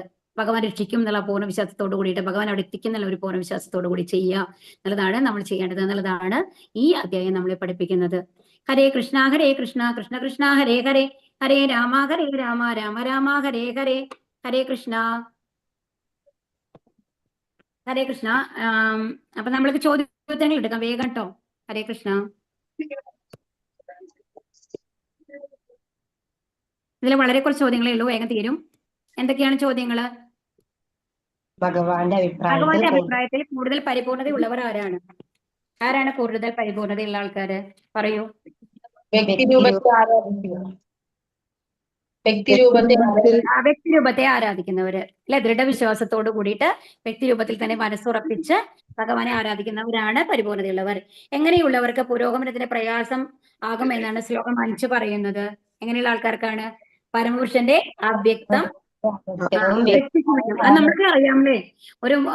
ഒരു പ്രകാശത്തെ ധ്യാനിക്കാന്ന് പറഞ്ഞാൽ വളരെ ബുദ്ധിമുട്ടാണ്. അങ്ങനത്തെ ആൾക്കാർക്ക് പുരോഗമനത്തിന് പ്രയാസം ആകും എന്നാണ് പറയുന്നത്. ഇനി അർച്ചാ വിഗ്രഹത്തെ പറ്റിയിട്ട് പ്രഭുപാദൻ എന്താ പറഞ്ഞിട്ടുള്ളത്? അംഗീകൃതമായ പ്രാതിനിധ്യമുള്ള ഒരു വിഗ്രഹ രൂപം ഈശ്വരനുണ്ട്, ഭഗവാനുണ്ട്. അതിനെയാണ് അർച്ചാ വിഗ്രഹം എന്ന് പറയുന്നത്. അത് പരമപുരുഷന്റെ അവതാരമാണ്. ആ ഒരു പോയിന്റ് കൂടി എഴുതണം കേട്ടോ. അർച്ചാ വിഗ്രഹം എന്ന് പറയുന്നത് എന്താണ്? അവതാരം തന്നെയാണ് ഭഗവാന്റെ. നമ്മൾക്ക് ഏറ്റവും എളുപ്പത്തിൽ ഭഗവാന്റെ അടുത്ത് എത്താൻ വേണ്ടിയിട്ട് നമ്മൾക്ക് ഭഗവാൻ തന്നിട്ടുള്ളതാണത്. ഇനി 8 മുതൽ 12 വരെയുള്ള ശ്ലോകത്തിൽ ഭഗവാൻ എന്താണ് പറയുന്നത്? എന്താ പറയുന്നത്? വേഗം പറയൂ. ഇതാണ് ഇതിന്റെ സാരം. പ്രിയാഷ്ട ഭഗവാൻ ഏറ്റവും അല്ലല്ല, 8 മുതൽ 12 വരെയാണ് മാതാജി. എല്ലായ്പ്പോഴും ധ്യാനിച്ചു കൊണ്ട് ഭഗവാനിലേക്ക് എത്താം. ആദ്യത്തെ കണ്ടീഷൻ എന്താ പറയുന്നത്? ഭഗവാനിലെത്താനുള്ള പൂർണ്ണമായും ഭഗവാനെ മാർഗങ്ങൾ, സമർപ്പിക്കുക, അല്ലേ? ഭഗവാനിലെത്താനുള്ള മാർഗങ്ങൾ. അതാണ് ഭഗവാനിലേക്ക് എത്താനുള്ള മാർഗങ്ങളാണ് പറഞ്ഞിട്ടുള്ളത്. അതില് ആദ്യത്തെ മാർഗം എന്താണ്? പൂർണ്ണമായും ഭഗവാനിൽ മനസ്സിൽ ഉറപ്പിച്ച് നിർത്തിയിട്ട് ഭഗവാൻ എപ്പോഴും ഭഗവാനെ കുറിച്ച് ചിന്തിച്ചുകൊണ്ടിരിക്കണം. രണ്ടാമത് അത് സാധിക്കാത്തവർക്ക് സാധനാഭക്തി ചെയ്യുക. എന്താണ്? ഭക്തി സേവനങ്ങൾ ചെയ്തുകൊണ്ട് ഭഗവാനിനോടുള്ള ഒരു ഇഷ്ടം വരുത്താനായിട്ട് ശ്രമിക്കുക എന്നുള്ളതാണ്. ഇനി മൂന്നാമത്തത് എന്താ പറഞ്ഞത്? ഭഗവാന് വേണ്ടി എന്തെങ്കിലും ചെയ്യുക. ചെയ്യുക, അല്ലേ? ഇനി അടുത്തത് നാലാമത്തത് എന്താ പറയുന്നത്? അതിനിപ്പോ സാധിക്കുന്നില്ലെങ്കിൽ നിഷ്കാമ കർമ്മ, നമ്മുടെ കർമ്മഫലങ്ങളെല്ലാം ഉപേക്ഷിക്കുക എന്നുള്ളതാണ്. അത് സാധിച്ചില്ലെങ്കിൽ എന്ത് ചെയ്യുക? ജ്ഞാനാർജനത്തിന് ശ്രമിക്കുക എന്നുള്ളതാണ് പറയുന്നത്, അല്ലേ? ഇനി എങ്ങനെയുള്ള ഭക്തൻ ഭഗവാൻ ഏറ്റവും പ്രിയങ്കരനാണ്? ആരോടും മത്സരമൊന്നുമില്ലാതെ, ഒന്നിനും അവകാശബോധമില്ലാതെ, അഹങ്കാരമില്ലാതെ, ഇതാണ് നാശരഹിതമായ ഭക്തിയുടെ സേവന മാർഗം പിന്തുടർന്ന് എന്നെ പരമലക്ഷ്യമാക്കിക്കൊണ്ട് വിശ്വാസത്തോടു കൂടി പൂർണ്ണമായും എന്നിൽ മുഴുകുന്നവർ എനിക്ക് ഏറ്റവും പ്രിയപ്പെട്ട, ഏറ്റവും അവസാനത്തെ ശ്ലോകമാണ് കേട്ടോ. അതായത് ഭക്തിയുടെ സേവന മാർഗം പിന്തുടർന്ന് ഭഗവാനെ പരമലക്ഷ്യമാക്കിക്കൊണ്ട് പൂർണ്ണ വിശ്വാസത്തോടു കൂടിയിട്ട് ഭഗവാനിൽ മുഴുകുന്ന ആൾക്കാര് ഭഗവാൻ ഏറ്റവും പ്രിയപ്പെട്ടവരാണ് എന്നാണ് പറയുന്നത്. അപ്പൊ ഇനി ഒരു ഇത് ഞാനൊന്ന് ഇതാക്കി തരാം കേട്ടോ, 2 മിനിറ്റ്. ഇതാണ് ഈ ശ്ലോകത്തിന്റെ ഒരു ഇതായിട്ടുള്ളത്. ഹരേ കൃഷ്ണ. ഒരു ഡോക്യുമെന്റ് നിങ്ങൾക്ക് ഈ അമ്പലത്തിനെ കുറിച്ചിട്ടുള്ള ഒരു ഇത് തരാൻ വേണ്ടിയിട്ടാണ്. ഒരു 2 മിനിറ്റ് കേട്ടോ. ഹരേ കൃഷ്ണ.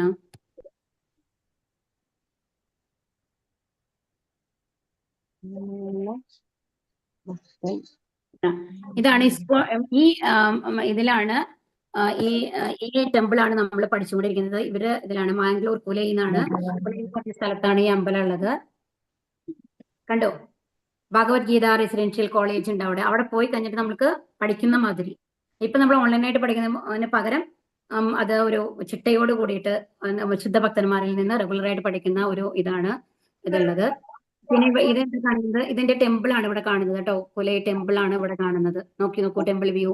ഫ്രണ്ട് സൈഡ് ഇത് കണ്ടില്ലേ? ബാക്ക് സൈഡ് ആണ് ഇത് കാണുന്നത്. ഇതാണ് ഈ ടെമ്പിൾ. ആർക്കെങ്കിലും ഒക്കെ അങ്ങനെ പോകാൻ താല്പര്യമുള്ള ആൾക്കാർക്കൊക്കെ പോയി വളരെ ഭംഗിയുള്ള ഒരു അമ്പലമാണ് ഇത്.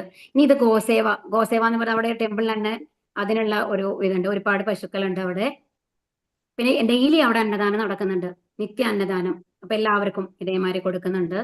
അതുപോലെ അണ്ടർസ്റ്റാൻഡ് ഇപ്പൊ ഈ കോഴ്സ് നമ്മൾ ഫ്രീ ആയിട്ട് നമ്മൾ പഠിക്കുന്ന ഈ കോഴ്സാണ് അവർ കാണിക്കുന്നത് കേട്ടോ. ഒരുപാട് കൊല്ലം ഇത് തുടങ്ങിയിട്ട്, നമ്മുടെ കോവിഡ് സമയത്ത് തുടങ്ങിയതാണ്. എത്രയോ ലക്ഷം ആൾക്കാരാണ് ഇതിൽ നിന്ന് ഇതായിട്ടുള്ളത്. ഇനി ഇപ്പൊ നമ്മൾ പറഞ്ഞു ഭഗവാന് വേണ്ടിയിട്ട് എന്തെങ്കിലും ചെയ്യണമെന്നുണ്ടെങ്കിൽ ഒരു സേവ വേണമെങ്കിൽ നമുക്ക് ചെയ്യാം എന്ന് പറഞ്ഞുല്ലോ. അപ്പൊ അത് നിങ്ങൾക്ക് വേണമെന്നുണ്ടെങ്കിൽ, ഇതൊന്നും കമ്പൽസറി അല്ല. ആർക്കെങ്കിലും അങ്ങനെ എന്തെങ്കിലും ചെയ്യണം തോന്നുകയാണെന്നുണ്ടെങ്കിൽ ഇത് ഒരു അവസരമാണ്. ഇത് ബാങ്ക് ഡീറ്റെയിൽസ് ആണ് ഇതിൽ കൊടുത്തിട്ടുള്ളത്. ഇതിന്റെ ഇതെന്ന് പറയുന്നത് ഇപ്പോൾ 501 രൂപ വെച്ചിട്ട്, ഇത് എന്ന് പറയുമ്പോൾ ഒരു മന്ത്ലി സ്കീം മാതിരിയാണ്. നമ്മൾ ഭഗവാന് വേണ്ടിയിട്ട് എന്തെങ്കിലും കൊടുക്കുന്നു എന്നുള്ള മാതിരി. ആ സ്കീം നിങ്ങളെ ഒരു ഇത് അറിയിക്കുക മാത്രമാണ് നമ്മൾ ചെയ്യുന്നത് കേട്ടോ. ഇത് കമ്പൽസറി ആയിട്ട് നിങ്ങൾ ഇത് കളക്ട് ചെയ്യുക അങ്ങനെയൊന്നുമല്ല. അപ്പൊ അതുകൊണ്ട് അയ്യോ ഇത് പൈസ കളക്ട് ചെയ്യാനുള്ള ഒരു ഇതാണ് എന്നുള്ള ലെവലിൽ നിങ്ങൾ അതിനെ കാണരുത്. ആർക്കെങ്കിലും അങ്ങനെ ഒരു ആഗ്രഹം ഉണ്ടെന്നുണ്ടെങ്കിൽ, നിങ്ങൾ പലരും പല ചാരിറ്റികൾക്കും ചെയ്യുന്ന ആൾക്കാരായിരിക്കാം. അപ്പൊ ഇത് കുറച്ചും കൂടി ബെറ്റർ ആയിട്ടുള്ള ഒരു ഓപ്ഷനാണ്. കാരണം ഇവിടെ ഉള്ളതൊക്കെ ശുദ്ധ ബ്രഹ്മചാരികളായിട്ട് ഭഗവാന് വേണ്ടി സമർപ്പിച്ച് ജീവിതം കഴിക്കുന്ന ആൾക്കാരാണല്ലോ. അപ്പൊ അതുകൊണ്ടാണ്. അപ്പൊ ഇത് 501 രൂപ എന്ന് പറയുന്നത് ഇത് ഒരു ഇത് അല്ലാന്നെങ്കിൽ 2001 രൂപ. അതിന് ബെനിഫിറ്റ്സ് ഉണ്ടാവും. അതായത് നമ്മൾക്ക് വേണ്ടിയിട്ട് ഗോപൂജ ചെയ്യാനായിട്ടുള്ള ഇത്. ഇനി 5001 രൂപയാണെന്നുണ്ടെങ്കിൽ എന്താണ് വാമന സുധാമ സേവ എന്നാണ് ഇതിന് പറയുന്നത്. ഇത് അന്നദാന സേവ, 100 പേർക്ക് അന്നദാനം കൊടുക്കുന്നതാണ്. ഇനി 25 അത് പല റേഞ്ചിലാണ്. ഇതെന്ന് പറയുന്നത് 25,000 25,000 കൊടുക്കുന്ന മാതിരി, ഇനി 1001 രൂപ കൊടുക്കുന്ന മാതിരി പല സ്കീമുകളുണ്ട്. അപ്പൊ നിങ്ങൾക്ക് വേണമെന്നുണ്ടെങ്കിൽ, ആർക്കെങ്കിലും ആഗ്രഹമുള്ളവരുണ്ടെന്നുണ്ടെങ്കിൽ, ഇപ്പൊ ഈ ഇതിലൊക്കെ ആണെന്നുണ്ടെങ്കിൽ ഈ 10,001 എന്നുള്ളതിലൊക്കെ എല്ലാ DTക്കും ഇതാണ്. പക്ഷെ ഈ 50,000 ഉള്ളതാണെന്നുണ്ടെങ്കിൽ അതിൽ നിങ്ങൾക്ക് ഈ ഭാഗവതം ബുക്ക് കിട്ടുന്ന മാതിരിയോ അങ്ങനത്തെ എന്തെങ്കിലും ഇതുണ്ടാവും, അതിൽ കൊടുക്കും കേട്ടോ. അതുപോലെ നിങ്ങൾക്ക് അവിടെ പോയി ഫ്രീ ആയിട്ട് സ്റ്റേ ചെയ്യാം. അങ്ങനത്തെ ഫെസിലിറ്റീസ് ഒക്കെ ഉണ്ടാവും കൂടുതൽ പൈസ വരും തോറും. അപ്പൊ ഇതൊരു ഇൻട്രൊഡക്ഷൻ ആയിട്ട് നമ്മൾ പറഞ്ഞു എന്ന് മാത്രം. ഇങ്ങനെയാണ് ഈ അമ്പലത്തിന്റെ ഒരു ഇതുള്ളത്. അപ്പൊ ആർക്കെങ്കിലും ചെറിയ ചെറിയ ഡൊണേഷൻ ഒക്കെ കൊടുക്കണം എന്നുണ്ടെങ്കിൽ ഇപ്പൊ 100 രൂപ മുതൽ കൊണ്ടോ 50 രൂപ എത്ര വേണമെങ്കിലും നിങ്ങൾക്ക് കൊടുക്കാനായിട്ട് സാധിക്കും. അതിന് നിങ്ങൾക്ക് വേണമെന്നുണ്ടെങ്കിൽ അങ്ങനെ ആഗ്രഹമുള്ള ആരെങ്കിലും ഉണ്ടെന്നുണ്ടെങ്കിൽ നിങ്ങൾക്ക് ഇത് ചെയ്യാം. നമ്പർ ചോദിച്ചു വാങ്ങിയിട്ട് എന്തെങ്കിലും ഒരു ചെറിയ സേവമാര് ചെയ്യണമെന്നുണ്ടെങ്കിൽ അത് നിങ്ങൾക്ക് ചെയ്യാവുന്നതാണ്. ഹരേ കൃഷ്ണ. അതിന് അവര് നമ്പർ അയച്ചു തരും. അതല്ല ഇങ്ങനെ സുധാമ സേവമാര് ചെയ്യാൻ ആഗ്രഹമുള്ള ആൾക്കാർ, സാധിക്കുന്ന ആൾക്കാരുണ്ട് എന്നുണ്ടെങ്കിൽ വളരെ നല്ലതാണ്. കാരണം ഒരു എന്താ പറയാ, നമ്മളൊരു കാല് ഭഗവാന് വേണ്ടി വെച്ച് കഴിഞ്ഞാൽ ഭഗവാൻ 1000 മടങ്ങ് നമ്മൾക്ക് വേണ്ടിയിട്ട് ചെയ്യും എന്നുള്ളതാണ്. ശരിക്കും അത് അനുഭവം കൊണ്ട് പറയുന്നതാണ്. ശരിക്കും നമ്മളൊരു ചെറിയ കാര്യം നമ്മൾക്ക് ഭഗവാന് ചെയ്താൽ ഏതൊക്കെ തരത്തിലാണ് ഭഗവാൻ നമ്മൾക്ക് തരാമെന്ന് നമുക്ക് പറയാൻ പറ്റില്ല. ഇത് നമ്മളുടെ പേഴ്സണൽ അനുഭവം കൂടി വെച്ചിട്ടാണ് നിങ്ങളോട് പറയുന്നത്. ബട്ട് അതൊരു കമ്പൽഷൻ അല്ല. ആർക്കെങ്കിലും ഒരു ദക്ഷിണം വരെ ആർക്കെങ്കിലും എന്തെങ്കിലും കൊടുക്കണം ആഗ്രഹമുള്ള ആൾക്കാർക്ക് വേണമെങ്കിൽ ഇത് യൂട്ടിലൈസ് ചെയ്യാവുന്നതാണ് കേട്ടോ. ഹരേ കൃഷ്ണ. ഹരേ കൃഷ്ണ ഹരേ കൃഷ്ണ കൃഷ്ണ കൃഷ്ണ ഹരേ ഹരേ ഹരേ രാമ ഹരേ രാമ രാമ രാമ ഹരേ ഹരേ. വാഞ്ചാകൽപതരുഭ്യശ്ച കൃപാ സിന്ധുഭ്യേവ ച പതിതാനാം പാവനേഭ്യോ വൈഷ്ണവേഭ്യോ നമോ നമഃ. അനന്തകോടി വൈഷ്ണവൃന്ദ की जय, प्रपाद की जय, गुरु महाराज की जय. और प्रेमानंदे हरे हरे बोल. हरे कृष्णा. ഹരേ കൃഷ്ണ. ഹരേ കൃഷ്ണ. ഹരേ കൃഷ്ണ. ഹരേ ഹരേ കൃഷ്ണ. കൃഷ്ണ.